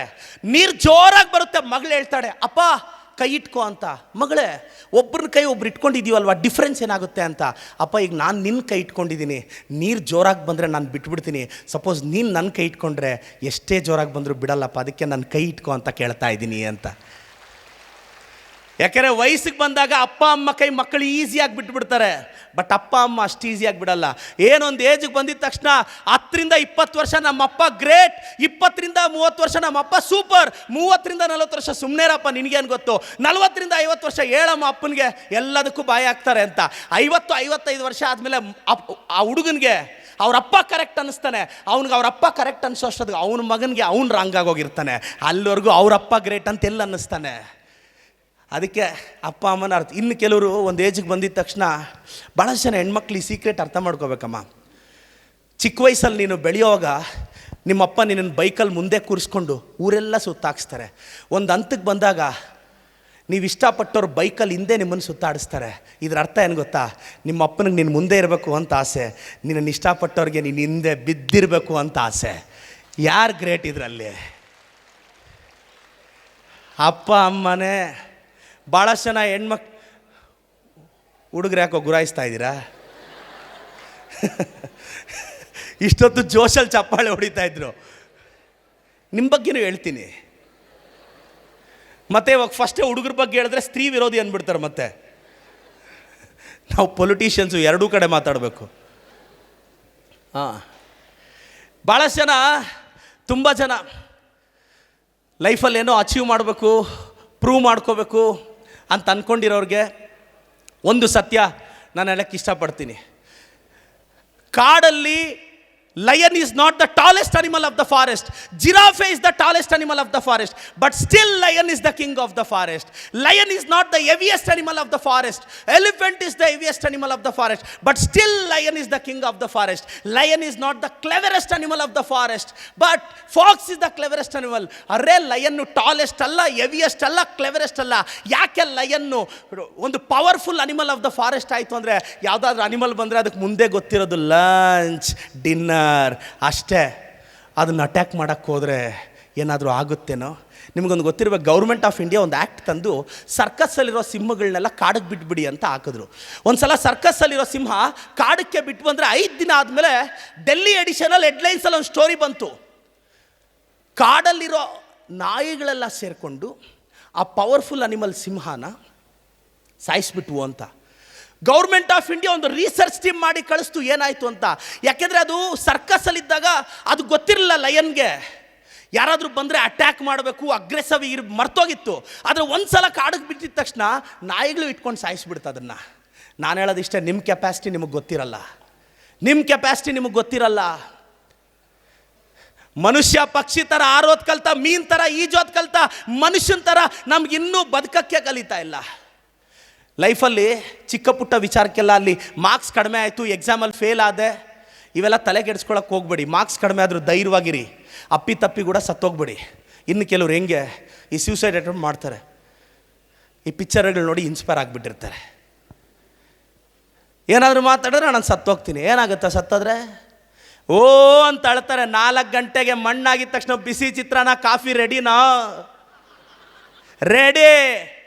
ಇನ್ನು ಇಲ್ಲಿ ಚಟ್ಟನೇ ಕಟ್ಟಿರಲ್ಲ, ಆಗಲೇ ಒಲೆ ಹಾಕಿರ್ತಾರೆ ಬಂದವ್ರಿಗೆಲ್ಲ ಟಿಫನ್ ಹಾಕೋಣ ಅಂತ. ಓ ಅಂತ ಅಳ್ತಾರೆ, ಸೆಕೆಂಡ್ ಡೇ ಎಲ್ಲಳಕ್ಕಾಗುತ್ತೆ ಅದೇ ಇಂಟೆನ್ಸಿಟಿಯಲ್ಲಿ. 3ನೇ ದಿನ ಮತ್ತೆ ಅಳ್ತಾರೆ, ನಿನಗಿಷ್ಟ ಅಂತ ಸ್ವೀಟು 2 kg ತಗೊತಾರೆ. ಕಾಗೆ ವೇಸ್ಟ್ ಮಾಡುತ್ತೆ ಅಂತ 1 ಪೀಸ್ ಹಾಕಿ ಮಿಕ್ಕಿದ್ದು ಡಬ್ಬಗಳಲ್ಲಿ ಹಾಕ್ಕೊಂಡು ತಿಂತಾರೆ. 4ನೇ ದಿನ ನಿನ್ನ ಫೋಟೋಗೆ ಹೂನಾರ ಹಾಕ್ತಾರೆ. ಡೈಲಿ ಯಾವನಪ್ಪ 50-50 ರೂಪಾಯಿ ಬಂಡವಾಳ ಹಾಕೋದು ಅಂತ ಶೆಟ್ರಂಗಡಿಯಲ್ಲಿ ಹೋಗಿ ಪ್ಲಾಸ್ಟಿಕ್ ಕಾರ ತಂದು ಹಾಕಿ ಬಿಸಾಕ್ತಾರೆ. ಕರೆಕ್ಟಾಗಿ ಡೈಲಿ ಒಂದು 20-30 ರೂಪಾಯಿ ಹಾಕಿ ಹೂವು ಕೂಡ ಒಂದು 2 ತಿಂಗಳು ನಿನ್ನ ಫೋಟೋಗೆ ಹಾಕಕ್ಕೆ ಇಷ್ಟಪಡಲ್ಲ. ಮತ್ತು ಇನ್ನೊಂದು ಏನು ಗೊತ್ತಾ ಸರ್, ಜಾಸ್ತಿ ಎಮೋಷ್ನಲ್ ಆಗಬೇಡಿ ಸರ್ ಮಕ್ಕಳ ವಿಚಾರದಲ್ಲಿ. ನಾನು ನಿಮ್ಮ ಮಗನಾಗಿ ಹೇಳ್ತಾ ಇದ್ದೀನಿ, ಮೈಂಡ್ಸೆಟ್ ಹೆಂಗಾಗೋಗಿದೆ ಜನ್ರೇಷನ್ದು ಅಂದರೆ, 75-80 ವರ್ಷ 85 ವರ್ಷ ಅಪ್ಪ ಮಕ್ಕಳನ್ನ ಕಷ್ಟಪಟ್ಟು ಓದಿಸಿ ಒಂದಷ್ಟು ಜನ USA ಅಲ್ಲಿ UK ಅಲ್ಲಿ ಎಲ್ಲ ಓದಿಸಿ ಅವ್ರ ಜೀವನ ದಾರಿ ಎಳೆದ್ಬಿಟ್ಟು ಬೈ ಮಿಸ್ಟೇಕ್ ಅವ್ರಿಗೇನೋ ಹೆಚ್ಚು ಕಡಿಮೆ ಆಗಿ ಹಾಸ್ಪಿಟ್ಲಲ್ಲಿ ಸತ್ತೋದ್ರೆ ಮಕ್ಕಳೆಲ್ಲ ಬಂದು ಕೇಳ್ತಾರೆ ಬಾಡಿ ಎಷ್ಟೊತ್ತಿಗೆ ಬರುತ್ತೆ ಅಂತ. 80 years 90 years ಡ್ಯಾಡಿ ಅಷ್ಟು ಬೇಗ ಬಾಡಿ ಆಗಿಬಿಟ್ರ ಮಗನೇ? ಇದೇ ನಿಜ. ಡ್ಯಾಡಿನ ಎಷ್ಟೊತ್ತಿಗೆ ತರ್ತೀರಾ? ಅಪ್ಪ ಎಷ್ಟೊತ್ತಿಗೆ ಬರ್ತಾರೆ? ಸಾವಿನ ಮನೆಯಲ್ಲಿ 1 ನಿಮಿಷನೂ ಆ ಎಮೋಷನ್ ಕೆಲಸ ಮಾಡಲ್ಲ. ಪಾಪ ಆ ಮನುಷ್ಯ ಕುಟುಂಬಕ್ಕೋಸ್ಕರ ಜೀವನನೇ ದಾರ ಎರೆದಿರ್ತಾರೆ. ಇದು ಅಪ್ಪ ವಿಚಾರದಲ್ಲಾಗುತ್ತೆ, ನಾಳೆ ನಮ್ಮ ವಿಚಾರದಲ್ಲೂ ಆಗುತ್ತೆ. ಸೊಸೈಟಿ ತುಂಬ ಸೆಲ್ಫಿಶ್ ಆಗೋಗ್ತಾ ಇದೆ, ಜನ್ರೇಷನ್ನು ಆಗೋಗ್ತಾ ಇದೆ. ಏನು ಮಾಡೋಂಗಿಲ್ಲ, ಲೈಫ್ ಹಿಂಗೆ, ಇದೇ ರಿಯಾಲಿಟಿ. ಇದನ್ನು ಅಪ್ಪ ಅಮ್ಮನೂ ಅರ್ಥ ಮಾಡ್ಕೋಬೇಕು, ಮಕ್ಕಳು ಅರ್ಥ ಮಾಡ್ಕೋಬೇಕು. ನಾನು ಹೇಳಿದ್ದೇನು ಗೊತ್ತಾ, ಒಂದು ಏಜಲ್ಲಿರೋರ್ಗೂ ನಿಮ್ಗೆ ಗೊತ್ತಾಗಲ್ಲ. ಯಾಕೆಂದರೆ ದೂರದಲ್ಲಿದ್ದಾಗ ಎಲ್ಲ ಚಂದ ಅನಿಸುತ್ತೆ. ಒಂದು ಸಲ ಅಪ್ಪ ಅಮ್ಮನ ಬಿಟ್ಟು ಸ್ವಲ್ಪ ದೂರ ಆಗಿದ ತಕ್ಷಣ 4 ದಿನ ಅಪ್ಪ ಅಮ್ಮನ ಬಿಟ್ಟು ಹಾಸ್ಟ್ಲಲ್ಲಿರೋಕ್ಕೆ ಎಷ್ಟೋ ಜನರ ಕೈಯಲ್ಲಿ ಆಗಲ್ವೇ? ನಾಳೆ ಯಾರನ್ನೋ ಬ್ಲೈಂಡಾಗಿ ನಂಬಿ ಅಪ್ಪ ಅಮ್ಮನ ಎದುರಾಕೊಂಡೋದ್ರೆ ಕೊನೆ ಉಸಿರೋರ್ಗೂ ಅವ್ರನ್ನ ಬಿಟ್ಟಿರೋಕ್ಕಾಗುತ್ತಾ ನಿಮ್ಮ ಕೈಯಲ್ಲಿ? 1-10 ಸಲ ಯೋಚನೆ ಮಾಡಬೇಕು. It's not so easy. ನಾನು ಫಿಲಾಸಫಿ ಮಾತಾಡ್ತಿಲ್ಲ, ಲೈಫ್ ಮಾತಾಡ್ತಿದ್ದೀನಿ. ಜೀವನದ ಬಗ್ಗೆ ಹೇಳ್ತಿದ್ದೀನಿ. ಅಪ್ಪ ಅಮ್ಮ ಕೈಯಲ್ಲಿ ಹೇಳೋಕ್ಕಾಗದೇ ಇರೋದು ನಾನು ಹೇಳ್ತಾ ಇದ್ದೀನಿ. ಒಂದು ಗಟ್ಟಿ ತೀರ್ಮಾನ. ಹುಡುಗರು ಅಷ್ಟೇ, ಒಂದು 5-6 ವರ್ಷ ಚೆನ್ನಾಗಿ ದುಡಿರೋ, ದೇವರಾಣೆಗೂ ಯಾರೂ ಆಗಲ್ಲ. ಒಂದು ಕೆಲಸಕ್ಕೆ ಹೋಗಿ 4 ಕಾಸು ಎತ್ತಿಟ್ಕೊಳ್ಳಿ, ಇಲ್ಲಾಂದರೆ ಲೈಫ್ ಲಾಂಗ್ ಅದೇ ಮಂತ್ ಎಂಡಲ್ಲಿ EMI ಟೆನ್ಷನ್ನು, ಸಂಜೆ ಸಿಗಾಕ್ಕೊಳ್ಳೋ ಟ್ರಾಫಿಕ್ ಜಾಮು, ಬಾಸ್ ಹತ್ರ ಬೈಸ್ಕೋ. ಲೈಫಲ್ಲಿ 45-50 ಆದರೂ ಒಂದು ಸೈಟ್ ತೆಗಿಯೋಕ್ಕಾಗಲ್ಲ. 60ಗೆ ಯಾವಾಗಲೂ ಒಂದು ಚಿಕ್ಕದೊಂದು ಮನೆ ಗೃಹಪ್ರವೇಶ ಮಾಡಬೇಕು. ಈ ಜೀವನ ನಡೆದೋಗುತ್ತೆ. ಏನಾದರೂ ಮಾಡಿ ಬ್ರದರ್, ಧೈರ್ಯವಾಗಿರಿ, ತಲೆಗೆಡ್ಸ್ಕೋಬೇಡಿ. ಕ್ರಿಟಿಸಿಸಮ್ನ ಅಕ್ಸೆಪ್ಟ್ ಮಾಡಿ. ಎಲ್ಲ ತಟ್ಕೊಳ್ಳೋ ಶಕ್ತಿ ಇದ್ದರೆ ಈ ಸಮಾಜದಲ್ಲಿರೋ. ಇಲ್ಲ ನನಗೆ ನೆಮ್ಮದಿ ಬೇಕು, ಪೀಸ್ ಆಫ್ ಮೈಂಡ್ ಬೇಕು ಅಂದರೆ ಹೋಗೆಲ್ಲೋ ಕಾಡಲ್ಲಾದರೂ ಮನೆ ಮಾಡ್ಕೊಂಡು ಇದ್ದುಬಿಡು. ಈ ಸಮಾಜ ಹಿಂಗೆ ಇರುತ್ತೆ. ನಿನ್ನನ್ನು ಯಾರು ಇಷ್ಟನೂ ಪಡಲ್ಲ, ನಿನ್ನನ್ನು ಯಾರು ವಿಮರ್ಶೆನೂ ಮಾಡಲ್ಲ. ಬಟ್ ನಿನ್ನ ಅಸಂಪ್ಷನಲ್ಲೇ ಈಗ ನೀವು ಥಿಂಕ್ ಮಾಡಿ, ನೀವು ಎಷ್ಟು ಜನ ತಲೆ ಮೇಲೆ ಕೂರಿಸ್ಕೊಂಡಿದ್ದೀರಾ? ಯಾರಾದರೂ ನಿಮಗೆ ಇಷ್ಟ ಆದರೆ ಒಂದು ವಿಶ್ ಮಾಡ್ತೀರಾ, ಒಂದು ಥ್ಯಾಂಕ್ಸ್ ಮಾಡ್ತೀರಾ. ಯಾರಿಗಾದ್ರೂ ನಿಮ್ಮ ಮೇಲೆ ಬೇಜಾರಾದರೆ ಅವ್ರನ್ನ ಮುಖಕ್ಕೆ ನೋಡ್ದಂಗೆ ಬೈಕೊಂಡ್ಬಿಡ್ತೀರಾ, ಇಲ್ಲ ಅವ್ರ ಬಗ್ಗೆ 4 ಕೆಟ್ಟದ್ದು ಮಾತಾಡ್ತೀರಾ. ಆದರೆ ಆಚೆ ನೀವು ಅವ್ರ ಬಗ್ಗೆನೇ ಯೋಚನೆ ಮಾಡಲ್ವೇ? ಹಂಗೆ ಬೇರೆಯವರು ನಿಮ್ಮ ಬಗ್ಗೆನೂ ಯೋಚನೆ ಮಾಡ್ಕೊಂಡು ಕೂತ್ಕೊಳ್ಳಲ್ಲ. ನೀವು ಮಾತ್ರ ಅವ್ರು ಹಿಂಗೆ ಅಂದ್ಕೊಂಡ್ರು, ಇವ್ರಿನ ಅಂದ್ಕೊಂಡ್ರು ಅಂತ ತಲೆಗೆಡ್ಸ್ಕೊಂಡು ಕೂತ್ಕೊತೀರಾ. ಆಡ್ಕೊಂಡವ್ರ ಮುಂದೆ ಆಡಿ ಕಾರಲ್ಲಿ ಓಡಾಡಬೇಕು ಬ್ರದರ್. ಬೈಕೊಂಡವ್ರ ಮುಂದೆ BMW ಓಡಾಡಬೇಕು ಬ್ರದರ್. ಮತ್ತು ನಾನು ಈ ಕಾರು ಬಂಗ್ಲೆ ಶ್ರೀಮಂತಿಕೆಯ ಸಂಕೇತ ಅಂತಲೂ ಮಾತಾಡ್ತಿಲ್ಲ. ಬಡವ್ರಿಗಾದ್ರೂ ಶ್ರೀಮಂತರಾಗಬೇಕು ಅನ್ನೋ ಆಸೆ ಇರುತ್ತೆ. ಶ್ರೀಮಂತರಿಗೆ IT ಭಯ ಬಿಟ್ಟರೆ ಇನ್ನೇನಿರುತ್ತೆ ಬ್ರದರ್? We are great. ನಮಗಾದರೂ ಶ್ರೀಮಂತರಾಗಬೇಕು ಅಂತ ಆಸೆ. ಮತ್ತು ತುಂಬ ಜನ ಬಡವರು ಫೀಲ್ ಆಗಬೇಡಿ. ನೀವು ಬಡವ್ರ ಮನೇಲಿ ನೋಡಿದ್ದೀರಾ, ಊಟ ಮಾಡೋಕ್ಕೆ ಹೋಗಿ ತುಂಬ ಬಡವ್ರ ಮನೇಲಿ ಅನ್ನ ಸಾರು ಮಾತ್ರ ಇಡ್ತಾರೆ. ಶ್ರೀಮಂತರ ಮನೆಯಲ್ಲಿ ಹೋಗಿ 8-10 ವೆರೈಟಿ ಹಾಕ್ತಾರೆ. ಯಾಕೆಂದರೆ ನಾವು ಮಾಡಿರೋ ಅನ್ನ ಸಾರು ನೆಟ್ಟಿಗೆಲ್ಲ ಸಪ್ಗಿದೆ, ಅದಾದರೂ ಹಾಕ್ಕೊಂಡು ತಿನ್ನು ಅಂತ. ಬಡವ್ರ ಮನೆಯಲ್ಲಾದರೆ ಅನ್ನ ಸಾರೇ ಚೆನ್ನಾಗಿರುತ್ತೆ. ಆ ಬಡತನದಲ್ಲಿ ಒಂಥರ ಫ್ಲೇವರ್ ಇದೆ, ಶ್ರೀಮಂತಿಕೆಯಲ್ಲಿ ಒಂಥರ ಫ್ಲೇವರ್ ಇದೆ. ಬದುಕು ಜಟಕ ಬಂಡಿ ವಿಧಿ ಹದರ ಸಾಹೇಬ, ಮದುವೆಗೋ ಮಸಣಕೋ ಮಂಕುತಿಮ್ಮ. DVG ಅವರು 10th ಸ್ಟ್ಯಾಂಡರ್ಡ್ಗೆ ಹೋಗಲಿಲ್ಲ, ಡಿಗ್ರಿಗೆ ಲೆಸನ್ ಆಗಿಬಿಟ್ರು. ವಿಲ್ ಪವರಿಂದ ತಾನೇ 65 ಇಯರ್ಸಲ್ಲಿ ಬಿಸ್ನೆಸ್ ಸ್ಟಾರ್ಟ್ ಮಾಡಿ KFC ಔಟ್ಲೆಟ್ ಸ್ಟಾರ್ಟ್ ಮಾಡಿದ್ರು. KFC owner started is business at the age of 65. Bill Gates ಒಂದ್ಸಲ ಹೇಳ್ತಾನೆ, ಸಾರ್ ನಾನು ಹೈಸ್ಕೂಲಲ್ಲಿ ಇದ್ದಾಗ ಒಂದೊಂದು ಸಬ್ಜೆಕ್ಟಲ್ಲಿ ಫೇಲ್ ಆಗ್ತಿದ್ದೆ, ನನ್ನ ಫ್ರೆಂಡ್ ಎಲ್ಲದರಲ್ಲೂ ಪಾಸ್ ಆಗ್ತಿದ್ದ ನನ್ನ ಫ್ರೆಂಡು ಮೈಕ್ರೋಸಾಫ್ಟ್ ಅನ್ನೋ ಕಂಪ್ನಿಯಲ್ಲಿ ಇಂಜಿನಿಯರು, ಒಂದೊಂದರಲ್ಲಿ ಫೇಲ್ ಆಗ್ತಿದ್ದ, ನನ್ನ ಆ ಕಂಪ್ನಿಗೆ ಇವತ್ತು ಓನರು ಅಂತ. ಎಲ್ರಿಗೂ ಒಳ್ಳೆಯದಾಗಲಿ. ನಮ್ಮ ನಾಗರಾಜ್ ಸರ್ಗೆ, ರಮೇಶ್ ಸರ್ಗೆ, ನಮ್ಮ ನಾರಾಯಣರಾವ್ ಸರ್ ನಮಸ್ಕಾರ. ನಾಗರಾಜ್ ಸರ್ಗೆ, ನಾರಾಯಣ್ ಸರ್ಗೆ ನನ್ನ ಹೆಸರು ಪ್ರದೀಪ್ ಈಶ್ವರ್ ಅಂತ. ಸ್ಟಾರ್ಟಿಂಗಲ್ಲೇ ಹೇಳಿದ್ದಿದ್ರೆ ನೀವು ಕೇಳ್ತಿದ್ರಾ ಅಲ್ವಾ?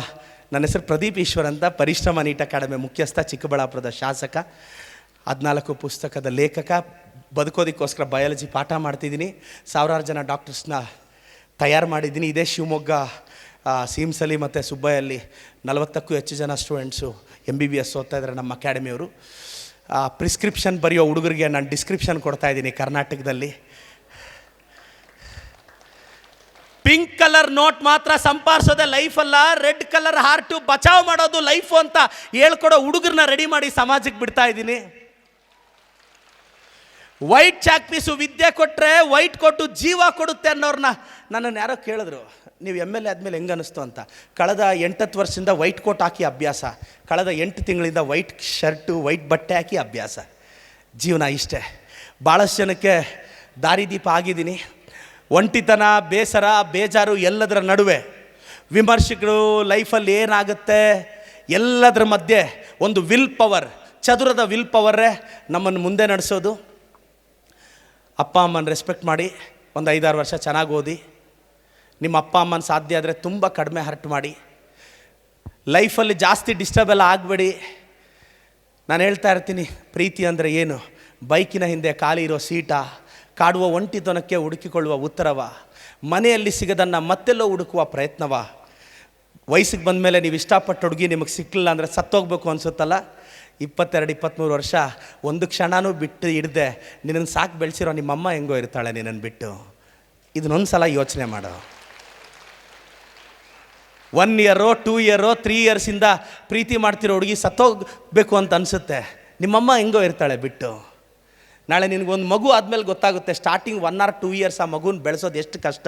ರಾತ್ರಿ ಅರ್ಧ ರಾತ್ರಿಯಲ್ಲಿ ಜ್ವರ ಬಂದರೆ ಆತ್ರೆ ಎತ್ಕೊಂಡು ಹಾಸ್ಪಿಟ್ಲಿಗೆ ಹೋಗಿ ಬೆಳಗಿನ ಜಾವ 6 ಗಂಟೆವರೆಗೂ ಹಾಸ್ಪಿಟ್ಲ್ ಕಾರಿಡಾರಲ್ಲಿ ಕೂತ್ಕೊಂಡು ಬೆಳಗ್ಗೆ 20-30 ಸಾವಿರ ಬಿಲ್ ಆದರೆ ಅದನ್ನು ಕಟ್ಟಿ ಮತ್ತೆ ಬೇಗ ರೆಡಿಯಾಗಿ ಆಫೀಸ್ಗೆ ಹೋಗಿ ಬಾಸ್ ಹತ್ರ ಉಗಿಸ್ಕೊಂಡು 1 day 2 days CL ಕಟ್ ಮಾಡಿದ್ರೆ ಅದರಲ್ಲಿ ಮನೆ ರೆಂಟು, ಮಕ್ಕಳ ಫೀಸು. ಈ ಕಷ್ಟ ಯಾಕೆ ಅರ್ಥ ಆಗಲ್ಲ? ಇದು ಗೊತ್ತಾಗಲಿ ಅಂತ. ಅಪ್ಪ ಅಮ್ಮಗೇನು ಗೊತ್ತಾಗಲ್ಲ. ನಾನು ಇಷ್ಟಪಡೋರ್ಗು ಈ ಒಂದು ವಯಸ್ಸಿಗೆ ಬಂದಾಗ ಭಾಳಷ್ಟು ಜನ ಹುಡುಗಿರು ನಂಬೋ ಒಂದು ಯೂನಿವರ್ಸಲ್ ಸುಳ್ಳೇನು ಗೊತ್ತಾ? ನಾವೆಲ್ಲರ ಥರ ಅಲ್ಲ. ನಾನು ಪ್ರೀತಿಸಿರೋ ಹುಡುಗ ಎಲ್ಲರ ಥರ ಅಲ್ಲ. ಇವೆಲ್ಲ ರಾಂಗ್ ಅಸಂಪ್ಷನ್ಸು. ದೂರದಲ್ಲಿದ್ದಾಗ ವರ್ಷಕ್ಕೊಂದು ಬರ್ತ್ಡೇ ಗಿಫ್ಟ್ ಕೊಡೋದು, ಒಂದು ಹ್ಯಾಪಿ ಬರ್ತ್ಡೇ ಹೇಳೋದು.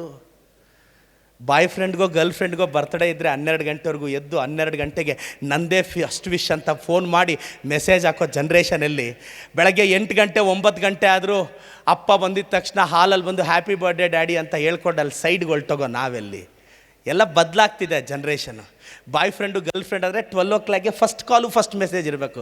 ಯಾವತ್ತಾದರೂ ಅಷ್ಟೊತ್ತಿನಲ್ಲಿ ಅಪ್ಪ ಅಮ್ಮನ ಎಪ್ಸಿ happy birthday daddy, happy birthday mummy ಅಂತ ಹೇಳ್ತಾ ಇದ್ದೀವ? ಮರ್ತೋಗ್ತಾ ಇದ್ದೀವಿ, ಬದಲಾಗ್ತಾ ಇದ್ದೀವಿ. ಯಾಕೆಂದರೆ ಇಲ್ಲಿ ಪ್ರತಿ ಸಂಬಂಧನೂ ಅನಿವಾರ್ಯತೆ ಮತ್ತು ಅವಶ್ಯಕತೆಗಳ ಮಧ್ಯೆನೇ ಹುಟ್ಟೋದು. ಸುಮ್ಮನೆ ಅದಕ್ಕೆ ಬೇರೆ ಬೇರೆ ಹೆಸರುಗಳು ಇಟ್ಕೊಂಡಿದ್ದೀವಿ ಅಷ್ಟೇ. ಎಲ್ಲ ಇಷ್ಟೇ. ಎಷ್ಟು ಜನ ಅಪ್ಪ ಅಮ್ಮನ 12 ಗಂಟೆಲಿ ಎಪ್ಸಿ ಹ್ಯಾಪಿ ಬರ್ಡೇ ಅಂದಿದ್ದೀವಿ. ಕೆಲವರು ಬೆಳಗ್ಗೆ 7-8 ಗಂಟೆ ಆದಮೇಲೆ ವಿಶ್ ಮಾಡ್ತಾರೆ. ಅದರ ಅರ್ಥ ಪ್ರೀತಿ ಕಡಿಮೆ ಇದೆ ಅಂತಲ್ಲ, ನಿಮ್ಮ ಪ್ರೀತಿಯ ನೆಸ್ಸಿಟಿ ಅವ್ರಿಗೆ ಕಡಿಮೆ ಆಗಿದೆ ಅಂತ. ಇದು ಯೂನಿವರ್ಸಲ್ ಟ್ರೂತ್, ನಾವೆಲ್ಲರೂ ಒಪ್ಪಲೇಬೇಕು. ಎನಿಹೌ, ಎಲ್ರಿಗೂ ವಿಶೇಷವಾಗಿ ಸಂಸ್ಥೆ, ನಾನು ಇತಿಹಾಸ ಕೇಳಿದಾಗ ಭಾಳ ಖುಷಿ ಅನ್ನಿಸ್ತು ಸರ್. ಈ ಸಂಸ್ಥೆ ಮತ್ತಷ್ಟು ಬೆಳಿಬೇಕು. ನಾನು ಇಷ್ಟು ದೂರ ಕರೆಸಿದ್ದಕ್ಕೆ ವಿಶೇಷವಾಗಿ ನಾನು ನಮ್ಮ ವಿಶ್ವೇಶ್ವರ ಭಟ್ ಸರ್ಗೆ, ನಮ್ಮ ಚಿದಾನಂದ್ ಸರ್ಗೆ, ನಿಮ್ಮ ಟೀಮ್ಗೆ, ಪ್ರದೀಪ್ ಈಶ್ವರ್ ನಿಮ್ಮೊಂದಿಗೆ ಅಂತ ನನ್ನೊಂದು ಯೂಟ್ಯೂಬ್ ಚಾನಲ್ ಇದೆ. ನನ್ನ ಭಾಷಣ ಇಷ್ಟ ಆಗಿದ್ದರೆ ಅದಕ್ಕೋಗಿ ಸಬ್ಸ್ಕ್ರೈಬ್ ಆಗಿ ಪಕ್ಕದಲ್ಲಿ ಬೆಲ್ ಐಕಾನ್ ಇರುತ್ತೆ, ಆಯಿತಾ? ಏನಿದು ಹಿಂಗೆ ಹೇಳ್ಬಿಟ್ರು ಅಂತ ನನ್ನ ಬಗ್ಗೆ ನಾನೇ ಹೇಳ್ಕೊಳ್ಳಾದ್ರೆ ಬೇರೆಯವ್ರು ಯಾಕೆ ಹೇಳ್ತಾರೆ? ಅದಕ್ಕೆ ನಿನ್ನ ಬಗ್ಗೆ ನೀನೇ ಹೇಳಬೇಕು. Learn the lesson of the life. ಅದಕ್ಕೆ ಯಾರಾದರೂ ನೀನೇನಾದರೂ ಪೋಸ್ಟ್ ಮಾಡಿದಾಗ ಯಾರಾದರೂ ನಿಮ್ಮ ನೆಂಟ್ರು ಏನಪ್ಪ ಎಲ್ಲನೂ ಫೋಟೋಗಳಾಗ್ತೀಯ ಅಂದರೆ ಹೇಳು, ನಿನ್ನ ಬಗ್ಗೆ ನೀನು ಹೇಳಬೇಕು. ನನ್ನನ್ನು ಯಾರೋ ಕೇಳಿದ್ರು, ಪ್ರದೀಪ್ ಈಶ್ವರ್ ನಿಂದು ಬಿಲ್ಡಪ್ ಜಾಸ್ತಿ ಅಂತ. ಕರ್ನಾಟಕದಲ್ಲಿ ಯಾವತ್ತೋ ಬಿಲ್ಡ್ ಆಗಿದ್ದೀನಿ ನಾನು, ನನಗೆ ಯಾಕೆ ಬಿಲ್ಡಪ್ಪು? ಸ್ವಲ್ಪ ಚೇಂಜ್ ಮಾಡ್ಕೋ ಲೈಫು. ಇನ್ನು ಕೆಲವರು ಸ್ಟೂಡೆಂಟ್ಸ್ ಕೇಳ್ತಿರ್ತೀನಿ, ಸರ್ ಕಷ್ಟಪಟ್ಟು ಓದಿ ಎಲೆ ಮರೆಕಾಯಿ ಥರ ಉಳ್ದೋಗ್. ಯಾಕೆ ಓದ್ತೀಯ ಮತ್ತೆ? ಯಾಕೆ ಬೆಳಿತೀಯ ಹೇಳು? ನೀನು ಕಷ್ಟಪಟ್ಟು ಏನಾದರೂ ಅಚೀವ್ ಮಾಡ್ಕೊಂಡ್ಮೇಲೆ ಅದಕ್ಕೊಂದಷ್ಟು ಪಬ್ಲಿಸಿಟಿ ಸಿಗಬೇಕು ಅಂತ ಬಯಸೋದು ತಪ್ಪ? ನನ್ನನ್ನು ಯಾರೋ ಕೇಳಿದ್ರು, ಸೋಷಿಯಲ್ ಮೀಡಿಯಾದಲ್ಲಿ ನೀನೇ ಇರ್ತೀಯ. ಸರ್, ಕಷ್ಟಪಟ್ಟು 14-15 ವರ್ಷ ಅಪ್ಪ ಅಮ್ಮನ ಕಳ್ಕೊಂಡು ಬೆಂಗಳೂರಲ್ಲಿ ಬಂದು ಒಂದು ಸಾಮ್ರಾಜ್ಯ ಕಟ್ಟಿದ್ದೀನಿ, ಕಷ್ಟಪಟ್ಟು MLA ಆಗಿದ್ದೀನಿ, ಸಿಕ್ಕಾಪಟ್ಟೆ ಬೈಸ್ಕೊಂಡಿದ್ದೀನಿ. ಒಂದು ಪಬ್ಲಿಸಿಟಿ ಸಿಗಿದ್ರೆ ತಪ್ಪ? ಇನ್ನಿಷ್ಟೆಲ್ಲ ಮಾಡಿ ನನ್ನ ಯಾರು ಜನ ನೋಡ್ಲೂಬಾರ್ದ? ಈ ಮೈಂಡ್ಸೆಟ್ ಬದಲಾಗಬೇಕು. ಲೈಫಲ್ಲಿ ಇಷ್ಟೇ, ಒಂದು ಸಲ ವಿಭಿನ್ನವಾಗಿ ಯೋಚನೆ ಮಾಡಿ ನೋಡಿ. ಸ್ವಲ್ಪ ಮೈಂಡ್ಸೆಟ್ ಈಗ ನಿಮ್ಮ ಲೈಫಲ್ಲಿ ಏನೇನಾಗಿದೆಯೋ ಪಾಸ್ಟ್ ಡೋಂಟ್ ಕೇರ್. ಇನ್ನು ಮುಂದೆ ಆದರೂ ಸಾಧ್ಯ ಆದರೆ ಮನೆಗೆ ಹೋದ್ಮೇಲೆ ಇವತ್ತು ಯಾರಿಗಾದ್ರೂ ಇನ್ಸ್ಪೈರ್ ಆಗಿದ್ರೆ ಅಂದರೆ ಅಲ್ಲೇಳು, ಕರ್ನಾಟಕನ ನನಗೆ ತಂದೆ ತಾಯಿ, ನಿಮ್ಮ ಪ್ರೀತಿಯೇ ನನ್ನ ಬ್ಯಾಂಕ್ ಬ್ಯಾಲೆನ್ಸ್. ಅಪ್ಪ ಅಮ್ಮಗೆ ಹೋಗಿ ಹೇಳು, ಪ್ರದೀಪ್ ಅಣ್ಣ ಬಂದಿದ್ದರು, ಧೈರ್ಯ ಹೇಳಿದ್ರು, ಈ ಸಮಾಜನ ಜಾಸ್ತಿ ಸೀರಿಯಸ್ಸಾಗಿ ತೊಗೋಬೇಡ ಅಂತ ಹೇಳಿದ್ರು, ಅಪ್ಪ ಅಮ್ಮ ತುಂಬ ಮುಖ್ಯ ಅಂತ ಹೇಳ್ಕೊಟ್ರು, ನಿಮ್ಮನ್ನು ಚೆನ್ನಾಗಿ ನೋಡ್ಕೊತೀನಿ ಅಂತ. ಈಗೋ ಅಡ್ಡ ಬರಲಿಲ್ಲ ಅಂದರೆ ನೆಕ್ಸ್ಟ್ ಬರ್ತ್ಡೇಗಾದರೂ ಫಸ್ಟ್ ವಿಶ್ ಮಾಡು. ಇನ್ನೂ ಈಗೋ ಅಡ್ಡ ಬರಲಿಲ್ಲ ಅಂದರೆ ಕಾಲ್ಗೊಂದು ನಮಸ್ಕಾರ ಹಾಕು. ನಾವು ದೂರ ಆಗ್ತಿದ್ದೀವಿ ಅಪ್ಪ ಅಮ್ಮಯಿಂದ. ಅಪ್ಪ ಅಮ್ಮನ ರೆಸ್ಪೆಕ್ಟ್ ಮಾಡೋಣ. ನಿಮ್ಮೆಲ್ರಿಗೂ ಒಳ್ಳೆಯದಾಗಲಿ. ಗಾಂಧಿ ಸತ್ತೋದ್ರೆ ಸಮಾಧಿ ಮೇಲೆ ಮಹಾತ್ಮ ಅಂತ ಸೇರಿಸ್ಬಾರ್ದು, ನೆಹರು ಸತ್ತೋದ್ರೆ ಚಾಚಾ ಅಂತ ಸೇರಿಸ್ಬಾರ್ದು, ವಿಶ್ವೇಶ್ವರಯ್ಯ ಸತ್ತೋದ್ರೆ ಭಾರತ ರತ್ನ ಅಂತ ಸೇರಿಸ್ಬಾರ್ದು. ನೀವು ನಾನು ಹೋದ್ರೆ date of birth, date of death ಬಿಟ್ಟು ಇನ್ನೊಂದು ಸೆಂಟೆನ್ಸ್ ಬಂದರೆ ಅದನ್ನು ಸಕ್ಸಸ್ ಅಂತ ಕರಿತೀವಿ. ತುಂಬ ಜನ ಹೇಳ್ತಾರೆ, ಸರ್ ಏಣಿ ಹತ್ತೋದು ಕಷ್ಟ. ತುಂಬ ಜನ ಹೇಳ್ತಾರೆ ಏಣಿ ಏನೋ ಹತ್ಬೋದು, ತುದಿಯಲ್ಲಿ ನಿಂತ್ಕೊಳ್ಳೋದು ಕಷ್ಟ. ನಮ್ಮ ಜನ್ರೇಷನ್ಗೆ ಏಣಿನೇ ಸಿಗ್ತಿಲ್ಲ, ಹತ್ತೋದೆಲ್ಲಿಂದ? ಮಹಾತ್ಮ ಗಾಂಧಿ ಹೇಳಿದ್ರು ಡೂ ಆರ್ ಡೈ. ದೊಡ್ಡವ್ರು ಹೇಳಿದ್ರು do before you die. Pradeep Eshwar ಹೇಳ್ತಾ ಇದ್ದೀನಿ don't die until you do.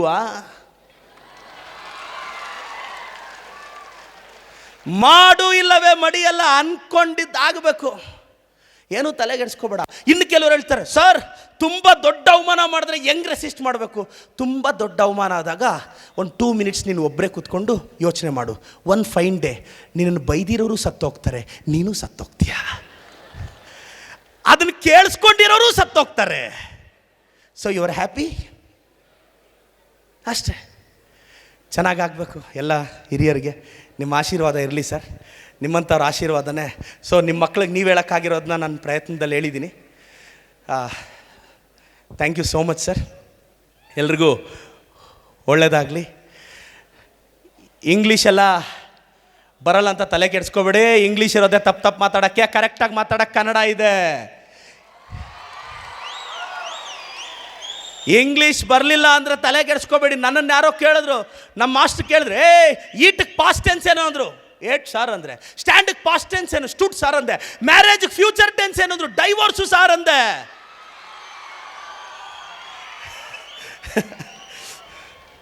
ಈ ಸಂದರ್ಭದಲ್ಲಿ ನನ್ನ ತಾಯಿ ಮತ್ತು ನನ್ನ ಶ್ರೀಮತಿಯನ್ನು ನೆನೆಸ್ಕೋಬೇಕು.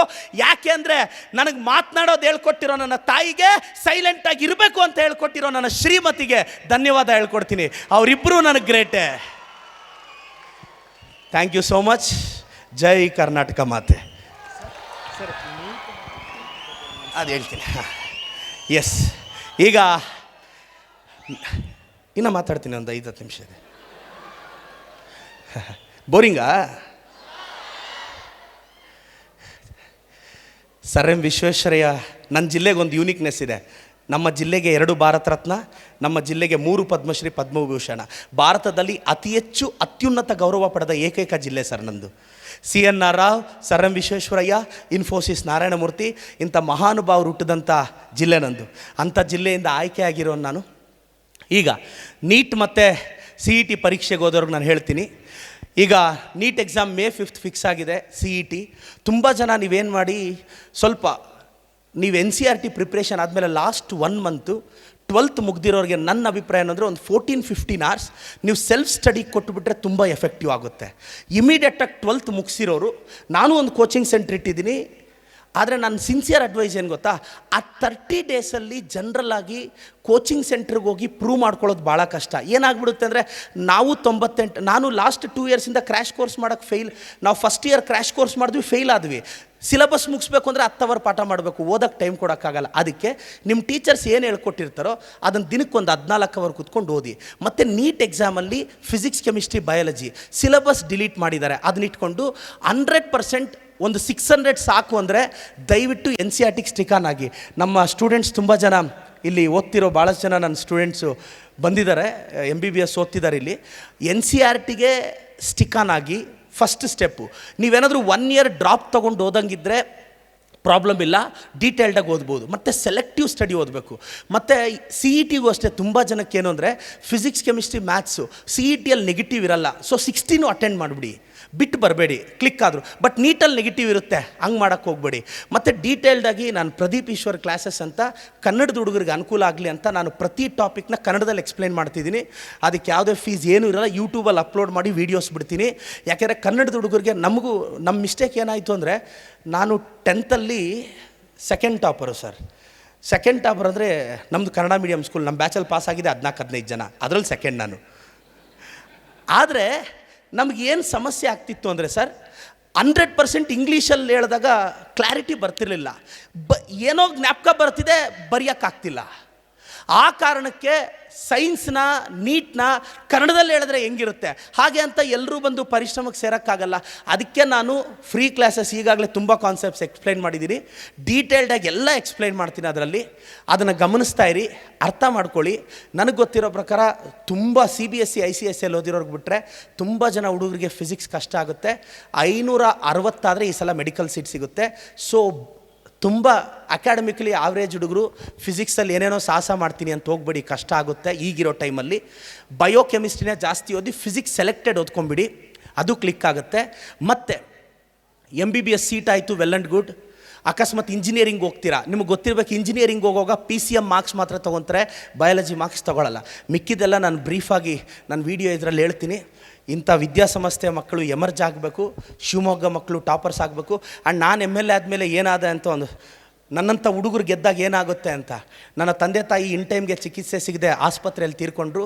ಆ ಕಾರಣಕ್ಕೆ ಮೊನ್ನೆ September 12 ನನ್ನ ತಾಯಿ ಬರ್ತಡೆಗೆ ಅಮ್ಮ ಆ್ಯಂಬುಲೆನ್ಸ್ ಅಂತ 5 ಆ್ಯಂಬುಲೆನ್ಸಸ್ 24/7 ಫ್ರೀಯಾಗಿ ಬಿಟ್ಟಿದ್ದೀನಿ ನನ್ನ ಕಾನ್ಸ್ಟಿಟ್ಯೂನ್ಸಿಯಲ್ಲಿ. ಮೊದಲನೇದು.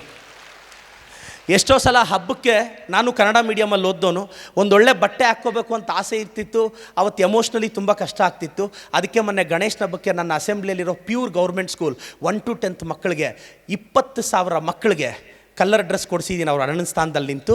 ಯಾಕೆಂದರೆ ಆ ಮಕ್ಕಳಿಗೂ ಒಂದು ಜೀನ್ಸ್ ಪ್ಯಾಂಟ್, T-shirt ಹಾಕ್ಕೊಂಡಾಗ ಆ ಫೀಲ್ ಬೇರೆ ಥರ ಇರುತ್ತೆ, ಕೊಡಿಸಿದ್ದೀನಿ. ಭಾಳಷ್ಟು ಜನ ನನ್ನಲ್ಲಿ ಓದ್ತೋ ಇಂಜಿನಿಯರಿಂಗು MBBS ಓದೋ ಮಕ್ಕಳಿಗೆ 5,000 ಸ್ಕಾಲರ್ಶಿಪ್ ಕೊಟ್ಟಿದ್ದೀನಿ. ಡಿಜಿಟಲ್ ಪ್ರತಿ ಸೂಪರ್ 60 ಅಂತ ಮಾಡಿದ್ದೀನಿ. ಇವತ್ತು ವಿಜಯ ಕರ್ನಾಟಕ ಪತ್ರಿಕೆಯಲ್ಲಿ ಬಂದಿದೆ ಆರ್ಟಿಕಲ್ಲು. ಅದೇನು ಅಂದರೆ, ಗೌರ್ಮೆಂಟ್ ಸ್ಕೂಲಲ್ಲಿ 60 ಜನ ಹುಡುಗರು 60 ಜನ ಹುಡುಗಿರನ್ನ ಸೆಲೆಕ್ಟ್ ಮಾಡಿದ್ದೀನಿ. ಅಪ್ಪ ಅಮ್ಮ ಇಲ್ಲದೆ ಇರೋರು, ಅಪ್ಪ ಇಲ್ಲದೆ ಇರೋರು, ಸಿಂಗಲ್ ಪೇರೆಂಟ್ಸು, ತುಂಬ ಬಡವರು, ಸ್ಲಮ್ಮಲ್ಲಿ ಬೆಳೆದಿರೋರು, ಇವ್ರನ್ನೆಲ್ಲ ಸೆಲೆಕ್ಟ್ ಮಾಡಿ ಬೆಂಗಳೂರಿಗೆ ಕರ್ಕೊಂಬಂದು 2-3 ತಿಂಗಳು ಟ್ರೈನ್ ಮಾಡಿ ಈ ಸಲ ಸ್ಟೇಟ್ 10th ಎಕ್ಸಾಮಲ್ಲಿ ಅವ್ರನ್ನ ಟಾಪರ್ ಮಾಡಬೇಕು ಅಂತ. ಅವ್ರನ್ನೆಲ್ಲ 10th ರಿಸಲ್ಟ್ ಆಗಿದ್ದು ವಿತಿನ್ 2 days ನಂದೊಂದು ಪ್ರೆಸ್ ಮೀಟ್ ಆಗುತ್ತೆ. ಎಂಥ ಪೂವರ್ ಬ್ಯಾಕ್ಗ್ರೌಂಡಿಂದ ಗುಡಿಸ್ಲಲ್ಲಿರೋ ಹುಡುಗರನ್ನ 600 ದಾಟಿಸ್ಬೇಕು ಅನ್ನೋದು ನನ್ನ ಆಸೆ. ಯಾಕೆಂದರೆ ನನ್ನಂಥ ಹುಡುಗ ಬಂದಾಗ ಇವೆಲ್ಲ ಪ್ರಯತ್ನ ದೇವರಾಣೆಗೂ ಇದು ಚುನಾವಣೆ ಯಾವುದಕ್ಕೂ ಮಾಡ್ತಿಲ್ಲ, ಆತ್ಮಸಂತೋಷಕ್ಕೋಸ್ಕರ ಮಾಡ್ತಾ ಇದ್ದೀನಿ. ಯಾಕೆಂದರೆ ನನ್ನ ಎಲೆಕ್ಷನ್ ಇರೋದು ಇನ್ನು 5 ವರ್ಷಕ್ಕೆ. ಬಟ್ ಇದೆಲ್ಲ 10th ಮಕ್ಕಳು, 1ನೇ ಕ್ಲಾಸ್ ಮಕ್ಕಳಿಗೂ ಆತ್ಮತೃಪ್ತಿಗೆ. ಯಾಕೆಂದರೆ ಕರ್ನಾಟಕದಲ್ಲಿ ನಾನೊಂದು ಬೆಸ್ಟ್ ಎಕ್ಸಾಂಪಲ್. ಒಬ್ಬ ಯಂಗ್ಸ್ಟರ್ ಬಂದು ಅಪ್ಪ ಅಮ್ಮ ಇಲ್ದಿರೋ ಹುಡುಗ, ದುಡ್ಡಿಲ್ಲದೆ ಏನೂ ಇಲ್ಲದೆ ಬಂದು ಜನರನ್ನ ಆಶೀರ್ವಾದ ಕೇಳಿದ್ರೆ ನಾನು ಮಾಡಿದ್ದಾರೆ. ಪ್ರದೀಪ್ ಈಶ್ವರ್ ಗೆಲ್ಲೇಬೇಕು. ಯಾಕೆಂದರೆ ನಾಳೆ 1000 ಯಂಗ್ಸ್ಟರ್ಸ್ ಈ ಸೊಸೈಟಿಯಲ್ಲಿ ಹೋದಾಗ ಅವ್ರನ್ನ ನಂಬಬೇಕು ಅಂದರೆ ಇಲ್ಲೊಬ್ಬ ಪ್ರದೀಪ್ ಈಶ್ವರ್ ಗೆಲ್ಲಬೇಕು. ಅದಕ್ಕೆ ನಾನು ಏನು ಮಾಡ್ತಿದ್ದೀನಿ ಅಂತ ಜನಕ್ಕೆ ತಲುಪಿಸೋ ಪ್ರಯತ್ನ ಪಡ್ತಿದ್ದೀನಿ. ನಿಮ್ಮೆಲ್ಲರ ಆಶೀರ್ವಾದ ಇರಲಿ. ನಮ್ಮ ಚಿಕ್ಕಬಳ್ಳಾಪುರ ಟೂರಿಸಮ್ಗೆ ಭಾಳ ಫೇಮಸ್ಸು. ಅಲ್ಲಿ ಮುದ್ದೇನಹಳ್ಳಿ ಇದೆ, ಇಶಾ ಫೌಂಡೇಶನ್ ಇದೆ, ನಂದಿ ಹಿಲ್ಸ್ ಇದೆ, ಭಾಳ ಇದೆ. ಆ ಕಡೆ ಬೆಂಗಳೂರು ಕಡೆ ಬಂದರೆ ದಯವಿಟ್ಟು ಆ ಕಡೆ ಟೂರಿಸ್ಟ್ ಪ್ಲೇಸಸ್ಗೆ ವಿಸಿಟ್ ಮಾಡಿ. ಚಿಕ್ಕಬಳ್ಳಾಪುರ ಟೂರಿಸಮ್ನ ಎಮರ್ಜ್ ಮಾಡ್ತೀನಿ ಅಂತ ಪ್ರಾಮಿಸ್ ಮಾಡಿದ್ದೆ. ಅದಕ್ಕೋಸ್ಕರ ಇದು ನನ್ನ ಸ್ವಾರ್ಥ ಆದರೂ ನನ್ನ ಕಾನ್ಸ್ಟಿಟ್ಯೂಯೆನ್ಸಿನ ಡೆವಲಪ್ ಮಾಡಬೇಕು ಅಂತ. ಮತ್ತು ನನ್ನ ಕ್ಷೇತ್ರದ ಎಲ್ಲ ವಿದ್ಯಾರ್ಥಿಗಳಿಗೆ ಫ್ರೀ CET ನೀಟ್ ಕೋಚಿಂಗ್ ಕೊಡ್ತಾಯಿದ್ದೀನಿ. ಅವ್ರಿಗೆ ನಾನೇ ಪಾಠ ಮಾಡ್ತಿದ್ದೀನಿ. ಇದಕ್ಕೆ ನಿಮ್ಮೆಲ್ಲರ ಆಶೀರ್ವಾದ ಇರಲಿ. Sir, thank you so much. Thank you ನಿಮ್ಮ ಅವಕಾಶಕ್ಕೆ.